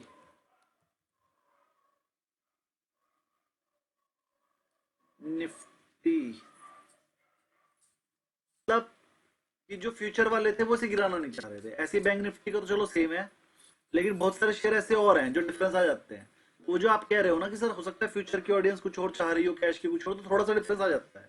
लेकिन बीच में आर्बिट्रेटर भी बैठे हुए हैं। आर्बिट्रेटर क्या करते हैं, अगर इनके बीच में डिफरेंस आ रहा है ना, इसी वो क्या करते हैं, अगर इनके बीच में डिफरेंस आएगा तो इनके डिफरेंस को खत्म कर देते हैं। वो कैश में खरीदना शुरू कर देते हैं, फ्यूचर में बेचना, धीरे धीरे डिफरेंस हो जाता है कम। और वो सब सॉफ्टवेयर से लगा हुआ है। वो क्या करते हैं, जिस भी शेयर में डिफरेंस आ रहा है वो ये मेरा अपना आप कर देगा आर्बिट्रेज। तो सॉफ्टवेयर लगे हुए हैं, इनके बीच में बहुत ज्यादा डिफरेंस आता नहीं है, क्योंकि बहुत सारे सॉफ्टवेयर लगे हुए हैं जो बिना बात के पैसे कमा ही रहे हैं। इनके बीच में डिफरेंस नहीं आता है। उसके बाद धीरज जी की क्वेरी थी, क्या थी? तो उसका केस समझ नहीं आया। मैंने आज ग्रुप में भी डाला जो भी उससे न्यूज वगैरह थी, लेकिन वो केस समझ नहीं आया। जैने ने क्या किया, उसका जो कहना है जैने का, सेबी ने तो कहा भैया तूने सुबह सुबह ट्रेडिंग ज्यादा करके बहुत सारा प्रॉफिट कमाया। 4000 करोड़ की तो उसने पेनल्टी दे दी खुशी खुशी कि मुझे ट्रेडिंग करना तो 4000 करोड़ ले लो। सोचो उसने कमाया कितना मोटा होगा। 4000 करोड़ तो उसने ऐसे ही दे दिए, पकड़ो 4000 करोड़ दे दिए उसने। तो सेबी ने क्या कहा, भैया तुमने सुबह सुबह बहुत ज्यादा ट्रेडिंग करते हो, इसमें हमें तुम्हारे पे डाउट हो रहा है। तो उसने कहा ठीक है सर करता हूं मैं। तो वो कह रहा है सर देखो सुबह सुबह क्या होता है कि ट्रेडिंग में बहुत ज्यादा वॉल्यूम होता है, और वॉल्यूम के साथ साथ डिफरेंस भी होता है। ऐसा हो जाता है कि निफ्टी तो गिरी हुई है और सेंसेक्स बढ़ा हुआ है, तो मैं क्या करता हूँ, जब निफ्टी गिरी हुई है उसे खरीद लेता हूँ, और सेंसेक्स बढ़ा हुआ उसे बेच देता हूँ। है तो दोनों चीज सेम ही। तो जो गिरी हुई थी वो खरीद ली, और जो बढ़ा हुआ था वो बेच दिया। फिर दोनों के बीच का डिफरेंस मुझे बच जाता है। इसमें गलत क्या है, आर्बिट्रेज कर रहा हूँ मैं। और जब भी डिफरेंस नजर आता है, मैंने सॉफ्टवेयर लगा रखे हैं, हैवी क्वांटिटी में खरीद बेच लेता हूँ मैं। तो सेबी ने कहा नहीं हमें कुछ गलत लग रहा है, तो हैवी क्वांटिटी कैसे बेच खरीद सकता है रूल के हिसाब से, तो इससे ज्यादा क्वांटिटी। ठीक है सर वो मेरी गलती है, जितनी क्वांटिटी अलाउड है आगे से मैं उतनी करूंगा, लेकिन अब मेरे से हो गई, तो सॉफ्टवेयर लगा रखा था मैंने। ठीक है, तो इस बात की पेनल्टी दे 4000 करोड़। सेबी ने उसे 4000 करोड़ की पेनल्टी ले ली, उसने दे भी दी, और अब वो दोबारा ट्रेड कर रहा है। समझ में आया धीरज जी? समझ गया सर, बहुत बड़ी गेम है ये, बहुत बड़ी गेम है। मैं तो कह रहा हूँ अभी वो फिर से करेगा यही काम। 36,000 करोड़ का तो उसने प्रॉफिट ही कमाया है, और 4600 करोड़ रुपए की उसने, हाँ 4 या 600 करोड़ रुपए उसने पेनल्टी दे दी है। बस कुछ भी नहीं दिया, 10%। तो उसको उसने आज सेबी ने आज उसको रेगुलेट भी कर दिया, अभी तब कर सकते हैं। कल से वो फिर हमारा सारे के सारे चोर हैं। कल से वो हमारा फिर से खून पिएगा। कल को वो सेम काम फिर से कर सकता है। करेगा उसे, तो सेबी ने कह दिया कर ले। मतलब वो सेंसेक्स और निफ्टी के बीच में आर्बिट्रेज करता है सर, ऐसा उसने बताया है। सब वो कैसे हो सकता है, सेंसेक्स तो अलग है और निफ्टी तो अलग है ना। चलते तो सेम ही है। चलते तो सेम है। किसी दिन निफ्टी 100 पॉइंट गिर गई और सेंसेक्स 200 पॉइंट बढ़ गया, तो आप 300 पॉइंट कमा सकते हो ना। एक तरफ बेच की तरफ खरीदिए, चीज तो सेम ही, अल्टीमेटली तो सेम है ये।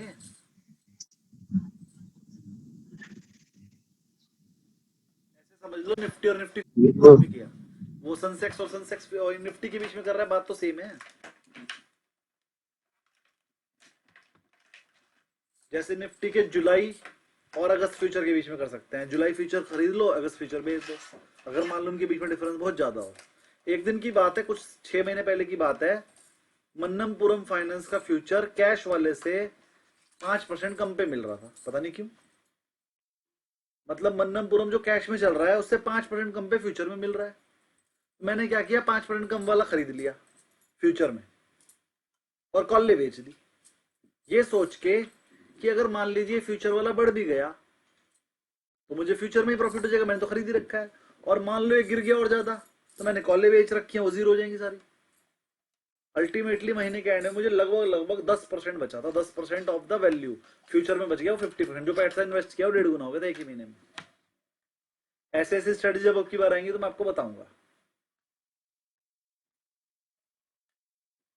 बहुत सारी स्ट्रेटजीज हैं, अभी हम स्ट्रेटजी ही पढ़ने वाले हैं। 2-3 दिन बाद हम कुछ और पढ़ेंगे ही नहीं, रोजाना 2-4 स्ट्रेटजी में टाइम लग जाएगा, 3-3 4-4 घंटे की क्लास चलेगी और छोड़ेंगे हमें नहीं, बीच में सबको मजा भी आएगा। अब वो शुरू होने वाली है बस क्लास, आज आ करी थी, कल से स्ट्रेटजी शुरू हो जाएंगी। चलिए 3% की स्ट्रेटजी मुझे लगता है सबको समझ में क्लियर अच्छे से हो गई होगी, और हुई या नहीं हुई यही है 3% की स्ट्रेटजी, जिससे मैं रोजाना शेयर निकालता हूं। अब आपको कल के लिए मैंने शेयर निकाल कर क्या क्या दिए हैं, बॉस लिमिटेड क्लियर दिख रहा है, पॉजिटिव है, बाकी सब में डाउट है। मुझे एनएमडीसी भी थोड़ा लग रहा है पॉजिटिव लग रहा है, एनएमडीसी और बॉस का आपके लिए क्लियर हो गया है, बाकियों का मैं कुछ नहीं बता रहा हूं अभी, जिसमें बॉस कंफर्म है। अगर किसी भी वजह से कल बॉस गिर जाए तो सबने लेना है।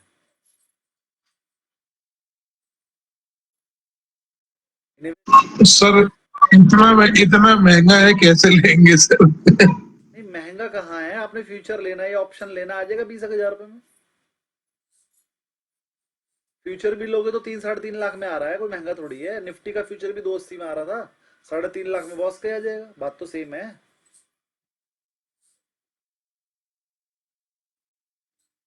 ट्रेडिंग सीखनी है तो अकाउंट में 5 से 10 लाख का बैलेंस तो होना ही चाहिए, मिनिमम 5 लाख तो हो, 3.5 लाख का तो एक ही फ्यूचर है, 1-1.5 लाख। सर जो आप वो बात कर रहे थे ना कि एक कंपनी खोल लेते हैं, उस हिसाब से ठीक रहेगा मेरे ख्याल में, तो खोल लो, क्योंकि इतना फंड कोई 15-20 अकेला बंदे हैं,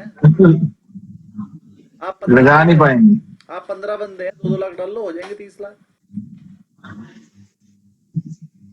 सर 50,000 डालने की बोली, 10 बंदे 5 लाख का बोला था आपने, अभी आप बढ़ा रहे हो अमाउंट। अब जब 10 बंदे हो जाओगे कुछ तो बढ़ा लो, 1-1 लाख डाल लो, 15 लाख हो जाएंगे।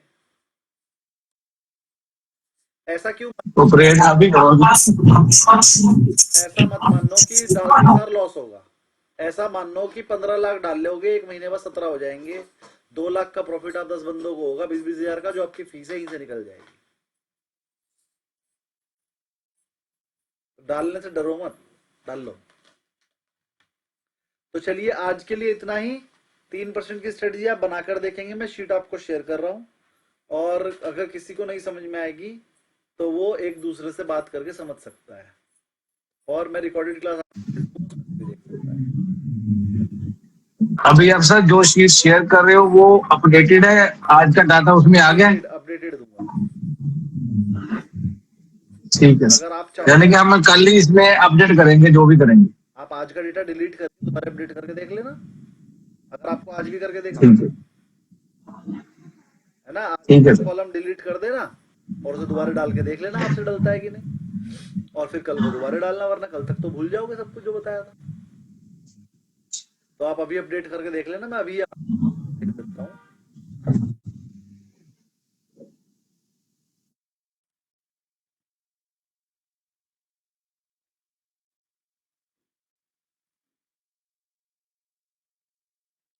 भेज दी मैंने।